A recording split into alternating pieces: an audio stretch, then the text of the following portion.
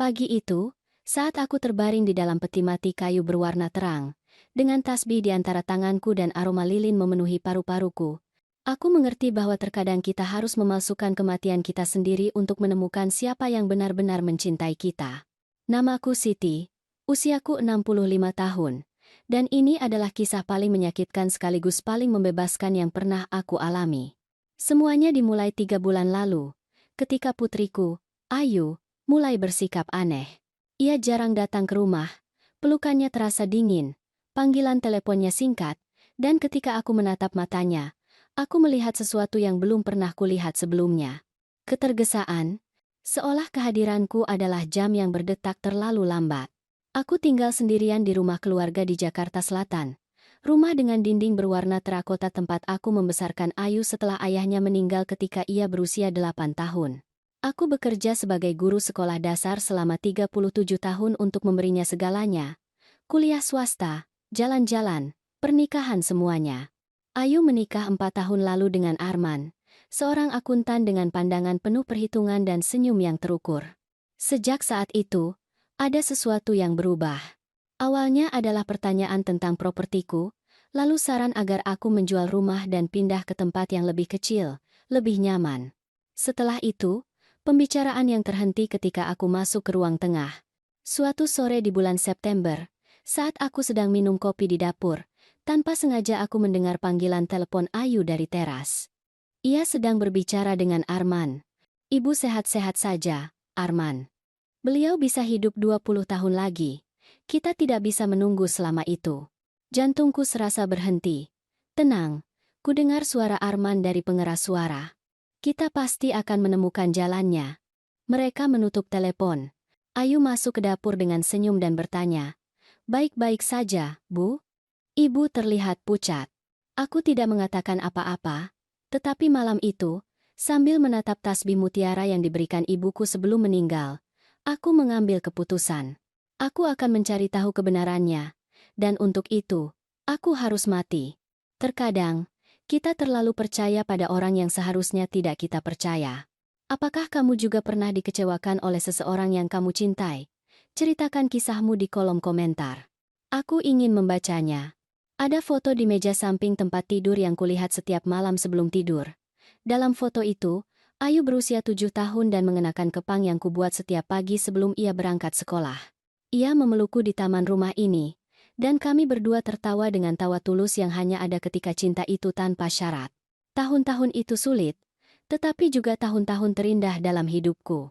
Setelah Joko, suamiku, meninggal dalam kecelakaan lalu lintas di jalan tol menuju Yogyakarta, aku ditinggal sendirian dengan seorang putri kecil, rumah dengan hipotek, dan gaji guru yang nyaris tidak mencukupi. Namun, Ayu tidak pernah kekurangan apapun. Tidak pernah. Aku ingat pagi-pagi di dapur ini, aroma kopi tradisional bercampur dengan suara tawanya saat ia menceritakan mimpi-mimpinya. Aku menyiapkan bekalnya sementara ia mewarnai di meja. Ia berkata padaku, "Ibu, ketika aku besar nanti, aku akan merawat ibu seperti ibu merawatku." Hari Minggu kami pergi ke pasar di Yogyakarta. Kami membeli bunga segar, roti manis, dan keju Bandung yang sangat kami sukai. Ayu membawa tas belanja kecil dan aku membawa yang besar. Kami berjalan bergandengan tangan. Ketika ia berusia 15 tahun, aku memberinya pesta ulang tahun impiannya. Aku berutang selama 6 bulan, tetapi itu sepadan dengan setiap rupiah ketika kulihat wajahnya berseri-seri dalam gaun merah muda yang ia pilih sendiri. Kami menari waltz, dan ia berbisik di telingaku, "Terima kasih telah menjadi ibu terbaik di dunia." Kapan aku kehilangan gadis kecil itu? Kapan pelukan berubah menjadi kewajiban dan kunjungan menjadi formalitas? Arman datang ke kehidupannya 5 tahun lalu. Awalnya ia tampak seperti pria yang baik, berpendidikan, pekerja keras, punya rencana, tetapi perlahan-lahan aku melihat bagaimana ia menjauhkan Ayu dariku. Makan malam keluarga dibatalkan, hari peringatan keluarga di rumah mertua Arman, panggilan telepon yang semakin singkat, dan kemudian mulailah pertanyaan-pertanyaan tentang uang. "Bu, sudah buat surat wasiat?" "Bu, berapa harga rumah ini?" "Bu, punya asuransi jiwa?" Aku menjawabnya dengan hati yang tercekat, berpikir itu wajar bagi seorang putri untuk mengkhawatirkan masa depan ibunya. Tetapi sore itu, ketika ku dengar percakapan telepon di terasku, aku mengerti bahwa itu bukan kekhawatiran. Itu adalah ketidaksabaran. Malam itu, aku memegang tasbih mutiara ibuku di antara jari-jariku dan menangis seperti yang tidak kulakukan sejak pemakaman Joko. Ibuku memberikannya 3 hari sebelum meninggal. Beliau berkata, "Siti, tasbih ini telah diturunkan melalui 4 generasi wanita kuat. Ketika kamu memegangnya, ingatlah siapa dirimu." Dan aku ingat bahwa aku selamat dari kehilangan suamiku. Aku ingat bahwa aku membesarkan putriku sendirian. Aku ingat bahwa aku membayar lunas rumah ini dengan kerja kerasku yang jujur. Dan aku memutuskan bahwa aku tidak akan membiarkan siapapun, bahkan putriku sendiri, memperlakukanku sebagai penghalang. Keesokan harinya, aku menelepon Dokter Budi, sahabatku seumur hidup, dan mengusulkan sesuatu yang awalnya ia anggap gila. Dokter Budi menatapku dari balik kacamatanya, seolah aku baru saja mengatakan ingin terbang ke bulan. "Siti, apa kamu yakin dengan apa yang kamu minta?" Kami duduk di ruang praktiknya, tempat di mana ia telah merawatku selama 20 tahun. Mulai dari flu hingga ketakutan akan biopsi yang, syukur kepada Tuhan, hasilnya jinak. Ia tahu seluruh ceritaku. Ia tahu pengorbanan yang kulakukan untuk Ayu. "Aku harus tahu kebenarannya, Budi," kataku. "Aku harus melihat siapa putriku sebenarnya ketika dia berpikir aku sudah tiada." Aku menceritakan semuanya. Percakapan yang kudengar. Kunjungan yang semakin dingin. Pertanyaan tentang properti dan surat wasiat. Perubahan di matanya. Budi menghela napas panjang. "Beri aku waktu 2 minggu untuk menyiapkan semuanya," katanya akhirnya. "Tapi ini berbahaya, Siti. Bukan hanya secara emosional. Jika ada yang salah, tidak ada yang akan salah." Aku memotongnya. "Aku hanya ingin kebenaran. Dan setelah itu, aku akan tahu apa yang harus kulakukan." Selama 2 minggu itu, aku mengamati Ayu dengan mata yang berbeda. Ia datang mengunjungiku pada hari Rabu sore. Ia mengenakan parfum mahal yang Arman berikan pada hari ulang tahunnya. Ia duduk di ruang tengah. Ia minum kopi, tetapi matanya menyapu rumah seolah-olah ia sedang membuat inventaris. "Bu, tidakkah ibu berpikir untuk menjual beberapa perabotan? Rumah ini terlalu besar untuk ibu sendiri." "Aku suka rumahku begini," jawabku, mengamatinya. "Hanya saja, di usia ibu sekarang, terlalu banyak ruang, banyak tangga." Suaranya terdengar khawatir, tetapi matanya dingin. "Aku 65 tahun, Ayu. Bukan 85. Aku tahu, Bu. Aku hanya khawatir tentang ibu. In other ways, important discussion harus garden there." Tetapi ketika ia pergi, aku menyadari bahwa ia telah mengambil sebuah foto dari rak. Foto rumah dari taman. Ia menyimpannya di tasnya, mengira aku tidak melihat. Sabtu berikutnya, Arman datang bersamanya. Itu adalah pertama kalinya dalam beberapa bulan ia menginjakan kaki di rumahku. "Ibu Siti," sapanya dengan senyum profesional. "Senang bertemu dengan ibu." Mereka duduk bersama di sofa. Ayu menyajikan kopi. Lalu Arman mulai berbicara. "Ibu Siti, Ayu dan aku telah berpikir. Ibu tinggal sendirian di rumah besar ini. Kami tinggal di apartemen kecil. Tidakkah ibu ingin kami tinggal bersama ibu? Dengan begitu, kami bisa merawat ibu dengan lebih baik." Jantungku berdebar. "Merawatku?" tanyaku. "Aku tidak butuh dirawat. Aku baik-baik saja." Tentu, lanjut Arman. "Tapi pikirkanlah. Kami akan membayar biayanya. Ibu tidak perlu khawatir tentang apapun. Dan jika suatu hari, naudzubillah, terjadi sesuatu pada ibu, kami sudah ada di sini untuk membantu." "In this case, Avern." Ayu mengangguk dengan antusias. "Ini yang terbaik, Bu. Dengan begitu, kita akan lebih dekat." Aku menatap mereka berdua, dan pada saat itu aku tahu rencana Dokter Budi diperlukan. Akan kupikirkan. Aku berbohong. Ketika mereka pergi, aku memegang tasbih mutiara dan berdoa, bukan untuk diriku sendiri, tetapi untuk putriku. Untuk gadis kecil yang kupeluk dalam foto itu dan yang tidak lagi kukenal dalam diri wanita yang baru saja keluar dari pintu rumahku. Seminggu kemudian, Dokter Budi meneleponku. "Semuanya sudah siap, Siti, kamu masih yakin? Lebih yakin dari sebelumnya, jawabku. Kalau begitu, hari Jumat pukul 9 pagi. Datanglah ke tempat praktikku. Aku akan memberimu obat penenang yang akan membuatmu tidur nyenyak selama kurang lebih 6 jam. Detak jantung dan pernapasanmu akan berkurang ke tingkat minimum. Kamu akan terlihat seperti meninggal. Aku akan menyiapkan semuanya untuk mengeluarkan surat keterangan kematian sementara. Pemakaman akan dilakukan pada sore hari di hari yang sama. Dan kamu akan ada di sana? Tanyaku. Aku akan berada di rumah duka, mengawasi semuanya dari kamar sebelah. Ketika kamu bangun, aku akan membantumu keluar. Tapi, Siti, jika kamu berubah pikiran, aku tidak akan berubah pikiran, Budi. Kamis malam, aku membersihkan rumahku, menyirami tanamanku, menyiapkan kopi tradisional untuk terakhir kalinya di dapur yang telah menjadi saksi begitu banyak pagi yang bahagia. Aku mengenakan gaun biru gelap, yang Ayu berikan 2 tahun lalu. Aku ingin terlihat bermartabat. Aku ingin, jika itu adalah gambar terakhirku, itu menjadi indah. Aku memegang tasbih mutiara sepanjang malam, dan pada fajar hari Jumat, dengan jantung berdebar kencang tetapi pikiran jernih, aku meninggalkan rumah menuju tempat praktik Dokter Budi. Sambil menceritakan semua ini, aku memikirkan di mana kamu mendengarku. Tulis nama kotamu di komentar. Hal terakhir yang kuingat sebelum menutup mata adalah suara lembut Dokter Budi. Istirahatlah, Siti. Aku akan menjagamu. Suntikan itu terasa hangat. Aku merasakan bagaimana ia menyebar melalui lenganku, lalu ke dadaku, dan akhirnya semuanya menjadi gelap. Aku tidak tahu berapa lama waktu berlalu. Aku tidak bermimpi. Aku tidak merasa. Hanya ada kekosongan yang dalam dan sunyi, seperti mengambang di air hangat tanpa berat dan waktu. Ketika aku mulai sadar kembali, hal pertama yang kurasakan adalah baunya. Lilin, bunga putih, aroma manis dan berat yang hanya ada di rumah duka.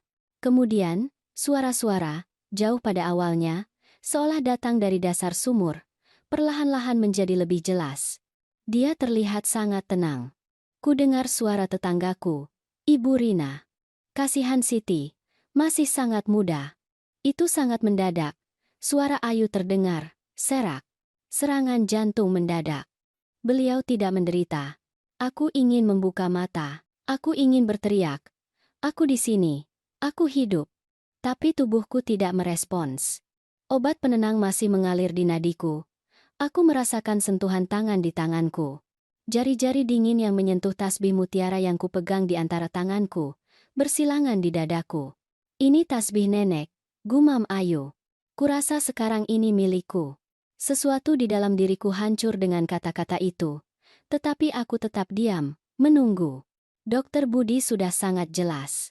Efek obat penenang akan berlangsung sekitar 6 jam. Selama waktu itu, aku akan berada dalam keadaan hampir katatonik.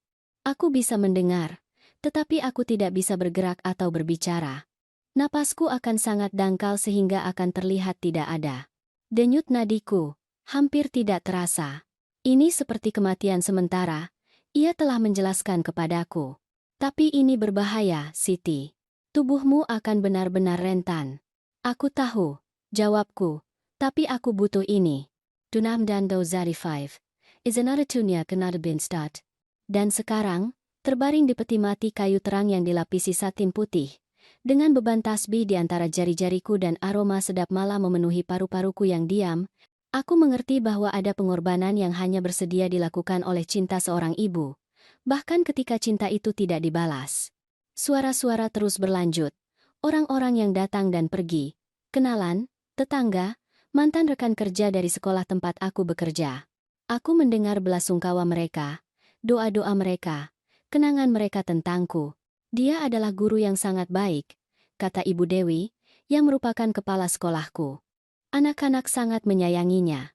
Dia selalu sangat dermawan, tambah suara lain yang tidak kukenal. Dia pernah meminjamiku uang ketika anakku sakit. Dia tidak pernah menagihnya.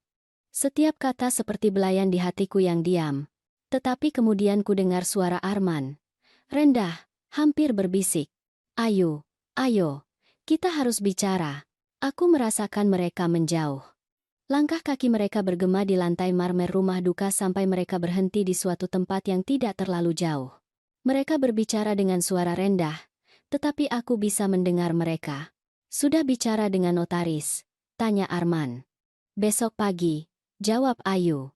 Aku ada janji pukul 9, dan rumah? Semuanya atas namaku. Surat wasiatnya jelas. Properti, rekening bank, semuanya. Ada berapa di rekening? Ada jeda. Lebih dari yang kita kira. Ibu sangat suka menabung. Arman tertawa singkat. Ibumu seperti semut kecil. Dia bekerja sepanjang hidupnya. Adil kalau sekarang kita menikmati apa yang dia simpan. Arman, jangan bicara seperti itu. Beliau baru saja meninggal. Aku tahu. Aku tahu. Maaf, hanya saja. Kita sudah menunggu saat ini selama bertahun-tahun. Bertahun-tahun kita berdesakan di apartemen kecil itu sementara ibumu tinggal sendirian di rumah sebesar itu. Komen distua karikatif. Inda maremura anbeilanelaf. Aku tahu. Ayu menghela napas. Tapi tetap saja aku merasa aneh. Itu normal. Suara Arman melembut, manipulatif. Dia ibumu. Tapi pikirkan masa depan kita. Sayang.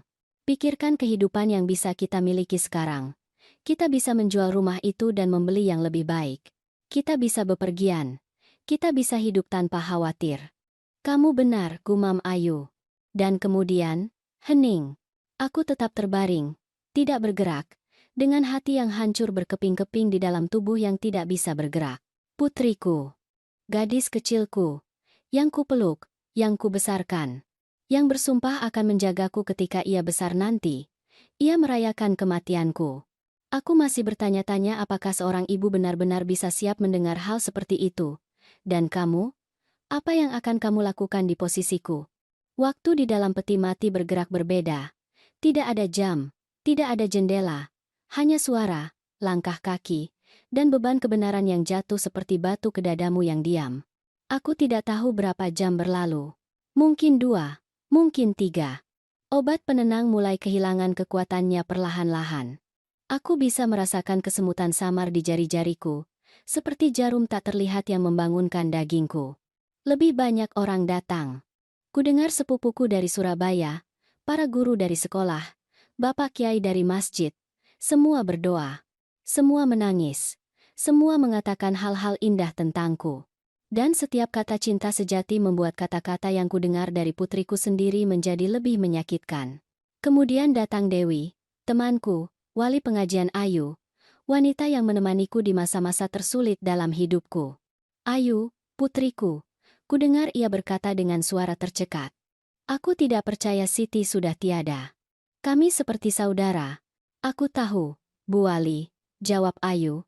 Suaranya terdengar lelah. Ini sangat mendadak. Dan bagaimana perasaanmu, nak? Aku tahu kamu dan ibumu. Dewi berhenti sejenak. Yah, aku tahu akhir-akhir ini kalian punya beberapa perbedaan. Imas does not adjusted anestediam stan. Is nona workais, and those adakais well, and those nona well. Jantungku berdebar kencang di dalam dadaku yang diam. Perbedaan? Apakah Ayu sudah membicarakanku dengan orang lain? Ini humid, Bu Wali. Ayu menggela napas. Ibu sudah menjadi sangat sulit, sangat mengendalikan. Selalu berpendapat tentang hidupku, tentang pernikahanku. Terkadang aku merasa tidak bisa bernapas. Aku mengendalikan. Aku yang memberinya semua kebebasan di dunia. Aku yang menerima setiap keputusannya tanpa menghakimi. Mengendalikan? Tanya Dewi terkejut. Ibu tidak tinggal bersamanya, Bu Wali, sela Ayu. Ibu tidak melihat bagaimana beliau di rumah. Selalu dengan komentar-komentarnya, pertanyaan-pertanyaannya. Arman dan aku tidak bisa melakukan apapun tanpa beliau berpendapat. Kebohongan. Semua kebohongan. Aku hampir tidak bertemu mereka sebulan sekali. Aku mengerti, nak, kata Dewi, meskipun suaranya terdengar ragu. Tapi sekarang kamu harus beristirahat. Ibumu sudah tenang. Ya, gumam Ayu, akhirnya tenang. Kata-kata itu, akhirnya tenang. Seolah hidupku adalah beban yang akhirnya terangkat. Dewi mendekati peti matiku. Aku merasakan tangannya di dahiku, lembut dan hangat. Istirahatlah, sahabatku, bisiknya. Kamu adalah teman terbaik yang bisa dimiliki siapapun, dan ibu terbaik. Tidak peduli apa kata orang. Aku ingin menangis, tetapi air mata tidak bisa keluar dari mataku yang tertutup. Setelah itu Dewi pergi, dan rumah duka menjadi lebih sunyi. Saat itu sudah sore. Kudengar seseorang menyebutkannya. Upacara akan berlanjut sampai pukul 6, dan kemudian akan ada misa jenazah di gereja. Saat itulah kudengar langkah kaki mendekat. 2 orang, Ayu dan suara wanita yang langsung kukenal. Rina, menantuku. Istri Arman. Tunggu. Bukan. Rina adalah saudara perempuan Arman, adik iparnya. Bukan. Pikiranku yang bingung oleh obat penenang butuh waktu sejenak untuk memproses. Tetapi kemudian aku mengerti. Itu adalah Dimas, saudara perempuan Arman, yang tinggal di Bandung dan hampir tidak pernah datang ke Jakarta. Sudah pergi semua? Tanya Dimas. Hampir semua, jawab Ayu. Ini waktu yang tepat untuk bicara. Sudah bicara dengan pengacara ibumu? Ya. Pagi ini, sebelum datang, semuanya beres. Surat wasiatnya atas namaku, rumah, rekening, semuanya. Dan berapa semuanya? Ayu merendahkan suaranya. Rumah itu bernilai sekitar 6 miliar rupiah. Rekening bank memiliki 1,5 miliar rupiah. Dan ada beberapa obligasi investasi yang dimiliki ibuku sejak bertahun-tahun lalu. Totalnya kita bicara tentang hampir 8 miliar rupiah. Dimas bersiul pelan. Arman benar, ibumu kaya. Beliau tidak kaya. Ayu membela diri. Hanya suka menabung. Terserah. Intinya sekarang kamu punya 8 miliar rupiah. Kapan kamu akan menjual rumahnya? Aku tidak tahu. Segera. Mungkin dalam sebulan. Dan kalian akan membeli yang lain? Arman ingin membeli apartemen baru di Jakarta Selatan. Yang modern, dengan pusat kebugaran dan kolam renang. Kedengarannya bagus. Dan apa yang akan kamu lakukan dengan perabotan ibumu? Ada beberapa barang antik yang bernilai uang. Aku tahu. Aku sudah menyewa penilai. Dia akan datang minggu depan. Dimas tertawa. Kamu sangat efisien, kakak ipar. Hanya saja. Aku ingin menutup bab ini dengan cepat, kata Ayu. Rumah ini punya banyak kenangan, dan tidak semuanya bagus. Aku mengerti. Nah, jika kamu butuh bantuan dengan sesuatu, beritahu aku. Arman adalah saudara laki-laki favoritku, dan jika dia bahagia, aku bahagia. Terima kasih, Dimas. Mereka menjauh. Sepatu hak tinggi mereka bergema di atas marmer sampai menghilang. Dan aku tetap di sana, tidak bergerak, mendengarkan bagaimana putriku membagi-bagikan potongan-potongan hidupku seolah-olah itu adalah barang-barang dari toko barang bekas. Tasbih mutiara terasa berat di antara tanganku. Aku bisa merasakannya sekarang dengan lebih jelas. Obat penenang mulai hilang efeknya. Sebentar lagi aku bisa bergerak. Sebentar lagi aku harus memutuskan apa yang harus kulakukan. Tetapi sebelum itu, aku perlu mendengar satu hal lagi. Aku perlu benar-benar yakin. Dan konfirmasi terakhir itu datang setengah jam kemudian, ketika rumah duka menjadi kosong sejenak. Hanya Ayu dan Arman yang tetap berada di dekat peti matiku. Apa menurutmu beliau mencurigai sesuatu? Tanya Arman dengan suara rendah. Siapa? Ibuku. Ayu terdengar bingung. Ya, sebelum meninggal. Apa menurutmu beliau sadar bahwa kita tidak lagi menginginkannya dekat? Ada keheningan panjang. Keheningan yang lebih menyakitkan daripada kata-kata apapun. Aku tidak tahu. Akhirnya Ayu menjawab. Tapi kalaupun tahu, itu sudah tidak penting. Sudah tidak penting. 3 kata itu bergema di dalam kepalaku seperti lonceng pemakaman. Hidupku, pengorbananku, cintaku tanpa syarat, sudah tidak penting. Kesemutan di jari-jariku semakin kuat. Aku bisa merasakan beludru bagian dalam peti mati di bawah tanganku. Aku bisa mengendalikan pernapasan, meskipun aku masih menjaganya tetap lambat dan dangkal. Dokter Budi telah memperingatkanku. Ketika kamu mulai bangun, tetap tenang.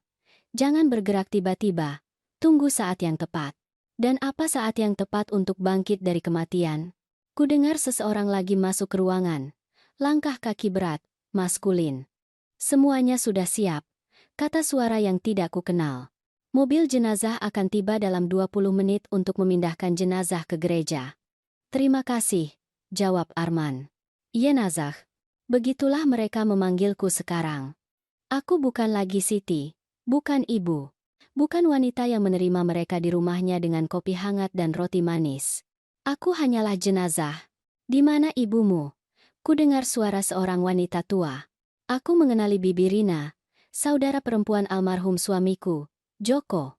Di kamar mandi Bi, jawab Ayu. Dia akan segera kembali. Kasihan Sitiku, kata Bibi Rina, dan kurasakan tangannya yang gemetar menyentuh pipiku. Dia orang yang sangat baik, pekerja keras. Ketika Joko meninggal, dia ditinggal sendirian dengan anak perempuan, dan dia tidak pernah mengeluh, tidak pernah meminta bantuan. Sangat bermartabat, sangat kuat. Ya, Bi, gumam Ayu dengan suara datar. Dan kamu, putriku, bagaimana kamu akan baik-baik saja? Aku tahu kalian berdua punya perbedaan akhir-akhir ini. Tapi seorang ibu akan selalu menjadi ibu. Aku akan baik-baik saja, Bi. Jangan khawatir. Hanya saja aku dengar kalian tidak banyak bicara, bahwa kamu jarang mengunjunginya. Hanya saja aku punya kehidupanku sendiri, Bi, suamiku, rumahku. Ibu mengerti. Mengerti? Suara Bibi Rina tercekat. Oh, Ayu. Ibumu tidak pernah mengeluh, tetapi aku melihatnya. Aku melihatnya di misa setiap hari Minggu, sendirian di bangkunya. Dia selalu bertanya tentangmu. Dia selalu berkata, Ayu sangat sibuk, tetapi dia baik-baik saja. Tetapi di matanya ada kesedihan yang sangat besar. Ada keheningan yang canggung. Bi, tolong. Ini bukan saatnya. Kamu benar, putriku. Maafkan aku. Hanya saja. Ibumu sangat mencintaimu. Sangat. Seandainya kamu tahu. Langkah kaki Bibi Rina menjauh perlahan. Dan kemudian ku dengar sesuatu yang menghancurkan jiwaku. Ayu terisak. Isakan singkat, tertahan, seolah ia berusaha menahannya. Kamu baik-baik saja? Tanya Arman. Ya, hanya saja. Bibi Rina selalu sangat dramatis. Aku tahu. Jangan hiraukan dia. Ibumu punya kehidupan yang baik, dan kamu adalah putri yang baik. Menurutmu? Tentu saya. Kamu memberinya apa yang kamu bisa. Tidak ada yang bisa meminta lebih. Tetapi aku bisa mendengar keraguan dalam suara Ayu. Keraguan yang datang ketika penyesalan mulai muncul di antara celah-celah penolakan. Lebih banyak orang mulai berdatangan untuk pemindahan ke gereja.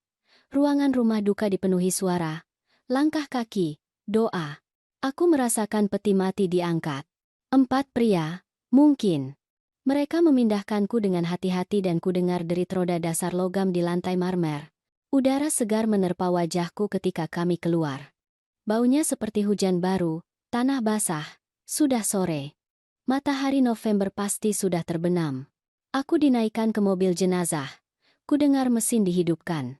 Perjalanan ke gereja katedral, tempat aku menikah dengan Joko 42 tahun lalu, akan memakan waktu sekitar 15 menit. Selama perjalanan itu, terbaring dalam kegelapan mobil jenazah, aku punya waktu untuk berpikir, mengingat, merasakan. Aku ingat Ayu berusia 6 tahun, menangis karena jatuh dari sepedanya. Aku membersihkan lututnya yang tergores, memasang plester dengan gambar, dan menyanyikan lagu sampai ia berhenti menangis. Aku ingat Ayu berusia 12 tahun, ketika teman-teman sekolahnya mengganggunya. Aku pergi berbicara dengan kepala sekolah. Aku membelanya. Aku mengajarinya untuk menjadi kuat. Aku ingat Ayu berusia 18 tahun, ketika ia tidak lulus ujian masuk universitas yang ia inginkan. Aku membayar kursus privat. Aku begadang bersamanya belajar. Aku merayakan ketika ia akhirnya masuk. Aku ingat Ayu berusia 23 tahun. Pada hari kelulusannya, ia memelukku sambil menangis dan berkata, "Semua ini tidak mungkin terjadi tanpa ibu. Aku mencintai ibu." Apa yang terjadi pada gadis itu? Pada wanita muda itu, kapan ia berubah menjadi wanita yang merayakan kematianku ini? Mobil jenazah berhenti. Kami telah sampai di gereja. Kudengar pintu-pintu terbuka. Aku merasakan udara dingin sore hari. Lonceng gereja berdentang perlahan, bernada rendah, mengumumkan pemakaman. Aku diturunkan dari kendaraan.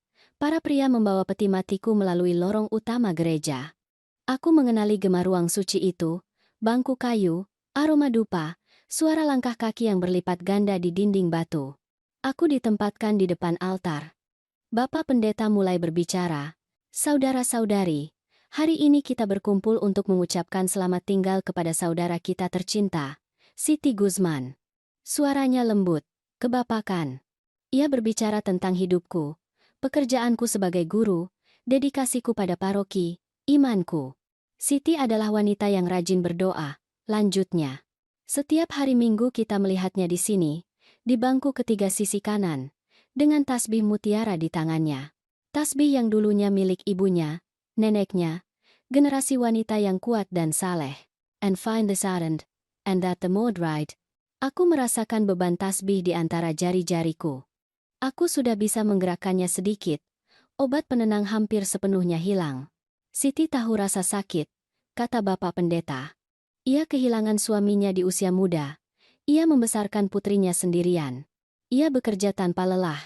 Tetapi ia tidak pernah kehilangan iman. Ia tidak pernah kehilangan harapan.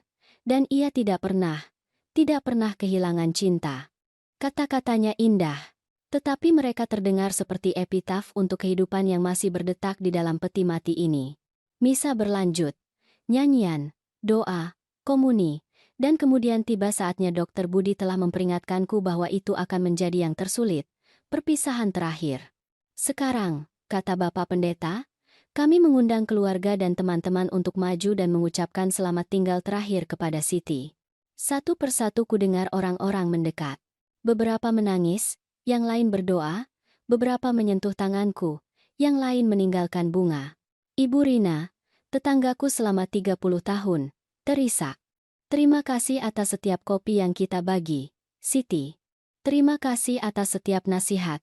Istirahatlah teman. Bapak Joko, rekan kerjaku dari sekolah, kamu adalah guru terbaik yang pernah ku kenal.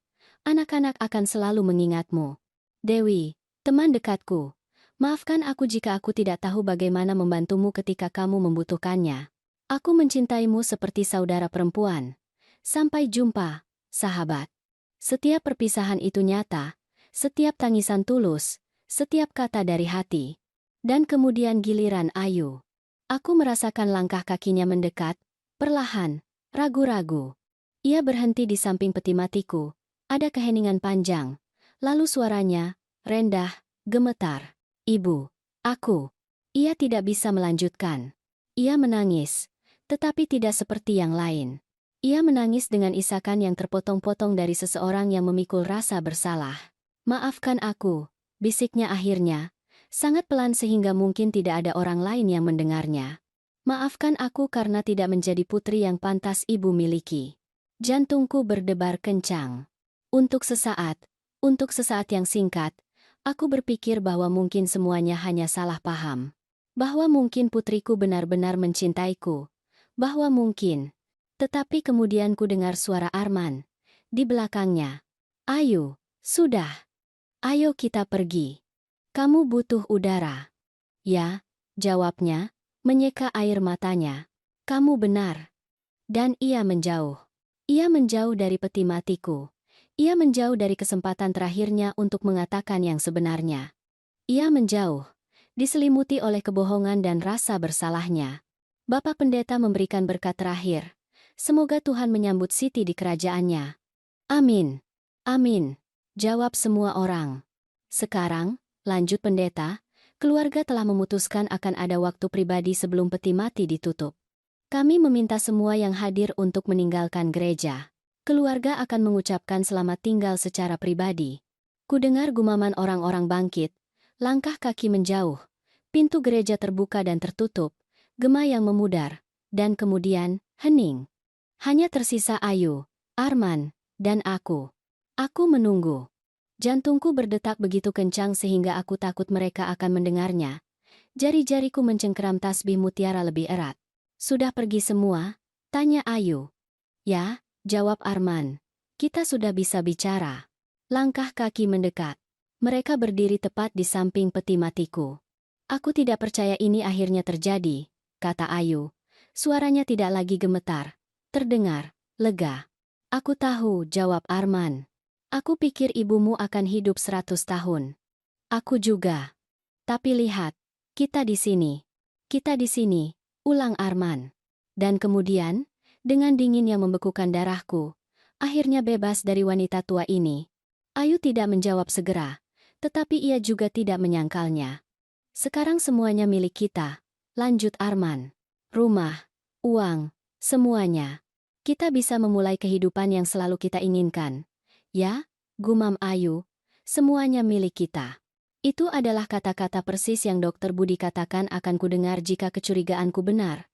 Kata-kata yang mengkonfirmasi segalanya. Putriku tidak mencintaiku. Putriku telah menunggu kematianku. Putriku melihatku sebagai hambatan, bukan sebagai ibu. Aku merasakan kemarahan yang membara naik dari perutku ke tenggorokanku. Kemarahan yang adil dan diperlukan. Tetapi aku juga merasakan sesuatu yang lain. Sesuatu yang lebih dalam dan lebih kuat. Aku merasakan kejernihan. Dokter Budi telah mempersiapkanku untuk saat ini. Ketika kamu mendengar apa yang perlu kamu dengar, katanya, ketika kamu mendapat konfirmasi, maka kamu bisa bertindak. Tapi ingat, Siti, apa yang kamu lakukan pada saat itu akan menentukan segalanya. Kamu bisa tetap diam dan membiarkan mereka berpikir mereka menang. Atau kamu bisa bangkit dan menunjukkan kepada mereka siapa dirimu sebenarnya. Aku membuka mata. Perlahan, seolah terbangun dari mimpi yang dalam, aku membuka mata dan melihat langit-langit gereja katedral, balok kayu, salib, lilin. Mereka belum menyadari. Aku menarik napas dalam-dalam. Paru-paruku dipenuhi udara segar dan bersih. Kemudian, dengan gerakan lambat tetapi disengaja, aku duduk di peti mati. Satin putih berderak di bawah berat badanku. Tasbih mutiara berdenting di antara tanganku. Aku memutar kepalaku ke kiri, dan di sana mereka, Ayu dan Arman, berdiri di samping peti matiku, dengan mata terbelalak dan mulut terbuka dalam ekspresi kengerian mutlak. "Halo, nak," kataku dengan suara tenang. "Kurasa kita perlu bicara." Teriakan Ayu bergema di seluruh gereja. Teriakan nyaring, primitif, dari teror murni. Arman tersandung ke belakang dan jatuh di atas bangku, dengan wajah seputih kertas. Dan aku, Siti, 65 tahun, bangkit sepenuhnya di dalam peti matiku sendiri, dan menatap mereka dengan martabat seorang wanita yang baru saja bangkit untuk menuntut kembali hidupnya. Teriakan Ayu memantul di dinding batu gereja seperti burung yang terperangkap mencari jalan keluar. Ia menjauh dari peti mati dengan tangan menutupi mulutnya, tersandung kakinya sendiri hingga menabrak tiang. Arman berada di lantai, di antara bangku-bangku, menatapku dengan mata melotot. Wajahnya telah berubah dari putih menjadi hijau pucat. Kurasa untuk sesaat ia berpikir ia benar-benar melihat hantu. Aku tetap duduk di peti mati, dengan gaun biru gelapku tertata rapi, tasbih mutiara tergantung di tangan kananku, dan ketenangan yang bahkan aku sendiri tidak tahu ku miliki.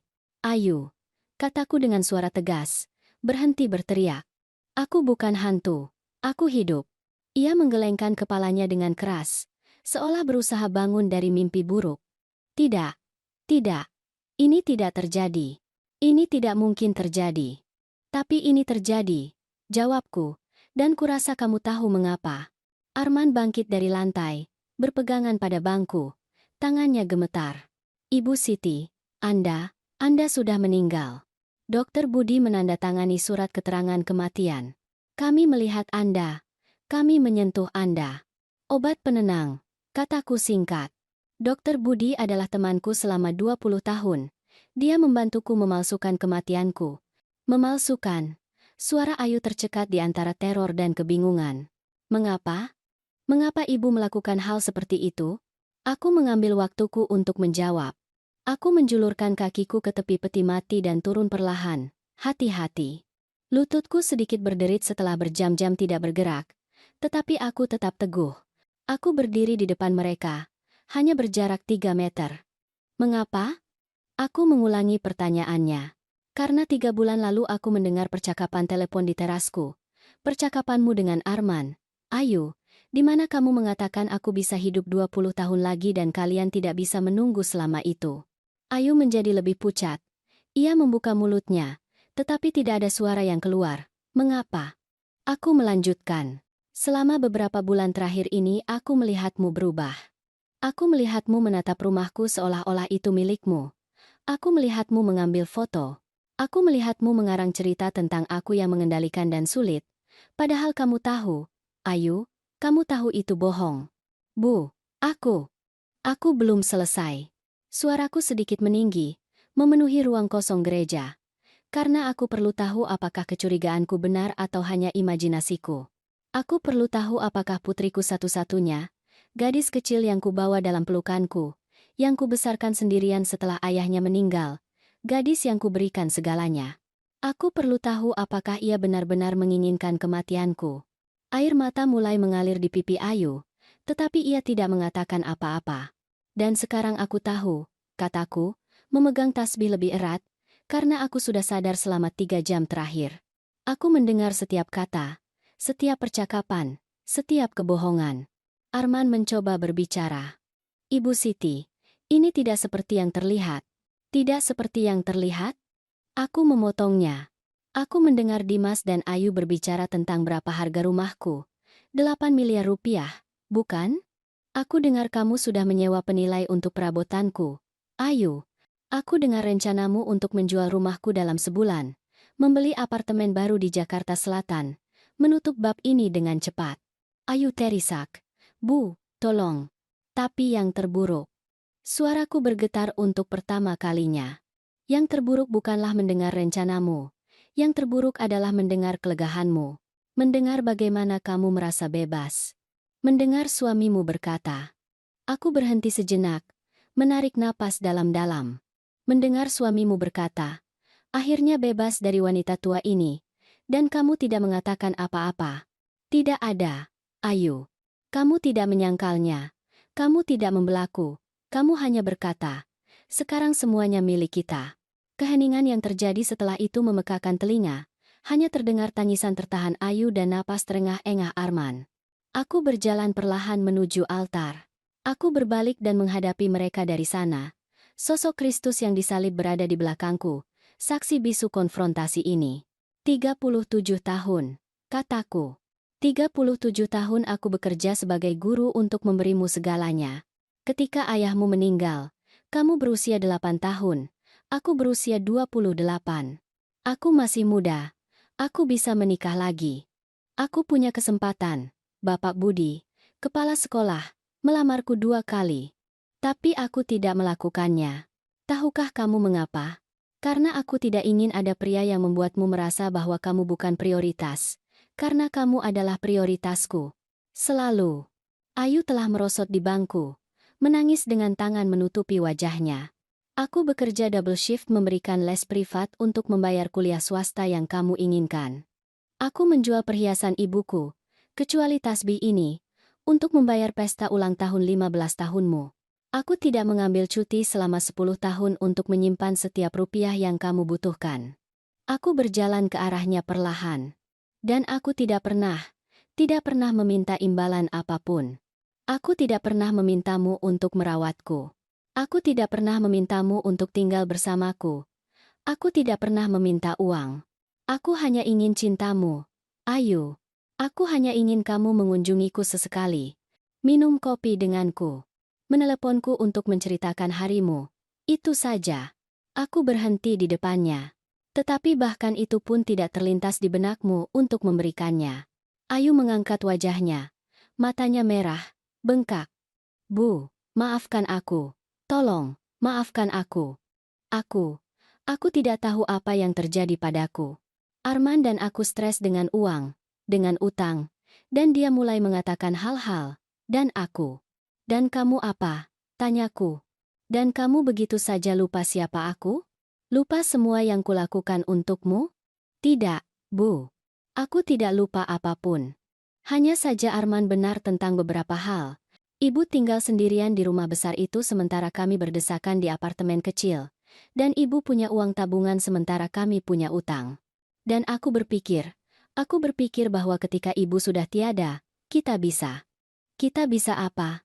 Suaraku mengeras. Kalian akhirnya bisa menjalani kehidupan yang kalian inginkan? Kalian bisa bepergian, membeli barang, bahagia. Ia mengangguk lemah, malu. Dan tidak pernah terpikir olehmu untuk sekadar meminta bantuanku, tanyaku. Tidak pernahkah kamu berpikir untuk datang kepadaku dan berkata, Bu, kami punya masalah uang. Bisakah ibu meminjamkan sesuatu? Aku akan membantumu, Ayu. Aku akan memberimu apa yang kamu butuhkan. Tetapi kamu tidak memintanya, karena yang kamu inginkan bukan bantuan. Yang kamu inginkan adalah segalanya, dan kamu menginginkannya segera. Arman akhirnya menemukan suaranya. Ia mendekati Ayu dan berdiri di sampingnya, dengan tangan di bahunya. Ibu Siti, saya mengerti Anda marah. Anda punya hak penuh. Tetapi Ayu adalah putri Anda. Dia satu-satunya keluarga Anda. Anda tidak bisa begitu saja. Aku tidak bisa apa? Aku memotongnya. Aku tidak bisa membela diri. Aku tidak bisa menuntut apa yang menjadi milikku. Aku tidak bisa menuntut rasa hormat. Bukan itu, ia tergagap. Hanya saja keluarga bertengkar. Keluarga mengatakan hal-hal di saat stres, tetapi pada akhirnya mereka selalu saling memaafkan. Selalu. Oh, ya? Aku menatap matanya langsung. Dan kamu akan memaafkanku, Arman, jika aku memalsukan kematianku untuk menemukan bahwa kamu merayakannya. Ia tidak menjawab. Sudah kuduga, kataku. Aku berbalik ke arah Ayu, berdiri. Ia menatapku bingung, dengan air mata masih mengalir di wajahnya. Apa? Berdiri. Ulangku dengan tegas. Tatapan mataku. Ayu berdiri perlahan. Kami berdiri berhadapan, ibu dan anak, dipisahkan oleh 37 tahun cinta dan 3 bulan pengkhianatan. Katakan padaku yang sebenarnya, kataku padanya. Dan hanya kebenaran, tanpa alasan, tanpa menyalahkan Arman atau stres atau uang. Hanya kamu dan aku. Kamu mencintaiku. Pertanyaan itu menggantung di udara seperti dupa yang masih melayang di gereja. Ayu membuka mulutnya, menutupnya, membukanya lagi. Matanya bergerak dari satu sisi ke sisi lain, mencari jawaban yang tidak ia temukan. Aku. Itu pertanyaan sederhana, Ayu. Kamu mencintaiku, atau kamu hanya mentoleransiku, menunggu aku meninggal? Aku mencintai ibu. Teriaknya akhirnya. Ibu adalah ibuku. Tentu saja aku mencintai ibu. Kalau begitu, mengapa? Suaraku tercekat untuk pertama kalinya. Mengapa kamu mengatakan bahwa akhirnya semuanya milikmu? Mengapa kamu tidak menyangkal Arman ketika dia memanggilku wanita tua? Mengapa? Ayu. Mengapa? Ia kembali menangis. Tangisan yang dalam, naluriah, yang keluar dari lubuk jiwanya. Karena aku lemah. Isaknya, karena Arman meyakinkanku bahwa ibu adalah penghalang, karena aku membiarkan diriku dimanipulasi, karena aku putri yang buruk, karena aku tidak seperti ibu. Kata-kata terakhir itu menghantam dadaku. Maksudmu kamu tidak seperti aku? Ibu kuat, katanya di antara air mata. Ibu baik. Ibu tahu bagaimana berkorban. Aku tidak. Aku egois. Aku ingin segalanya. Aku lelah menunggu. Aku tidak mewarisi apapun dari ibu kecuali wajah ibu. Di dalam aku berbeda. Dan aku membenci diriku sendiri untuk itu. Untuk sesaat, hanya untuk sesaat, aku merasa kasihan padanya. Aku melihat gadis kecil yang bingung yang tidak tahu bagaimana menjadi seorang wanita. Aku melihat wanita muda yang tidak aman yang menikahi pria yang salah. Aku melihat putri yang tidak pernah belajar mencintai tanpa syarat, karena ia tidak pernah harus melakukannya. Karena aku selalu mencintainya tanpa syarat. Dan mungkin itu adalah kesalahanku. Ayu, kataku lembut, ini bukan tentang menjadi sepertiku. Ini tentang menjadi jujur, menjadi setia, mengingat dari mana kamu berasal. Aku tahu, Bu. Aku tahu dan aku minta maaf. Aku sangat menyesal. Aku menatap putriku yang menangis di depanku. Aku menatap Arman dengan wajah bersalah yang diperhitungkan. Aku menatap tasbih mutiara di tanganku, yang sama yang dipegang oleh 4 generasi wanita di saat-saat rasa sakit dan keputusan. Dan aku tahu apa yang harus kulakukan. Aku memaafkan kalian, kataku. Ayu mengangkat wajahnya, terkejut. Apa? Aku memaafkan kalian, ulangku. Karena itulah yang dilakukan seorang ibu. Karena itulah yang dilakukan seorang wanita beriman. Aku memaafkan kalian. Ayu mencoba memelukku. Bu, terima kasih. Terima kasih. Aku janji akan. Aku mengangkat tanganku, menghentikannya. Tapi memaafkan tidak berarti melupakan. Dan itu tidak berarti mengizinkan. Kebingungan kembali ke wajahnya.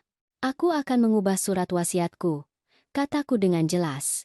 Rumah yang sangat kalian inginkan ini tidak akan menjadi milik kalian ketika aku meninggal.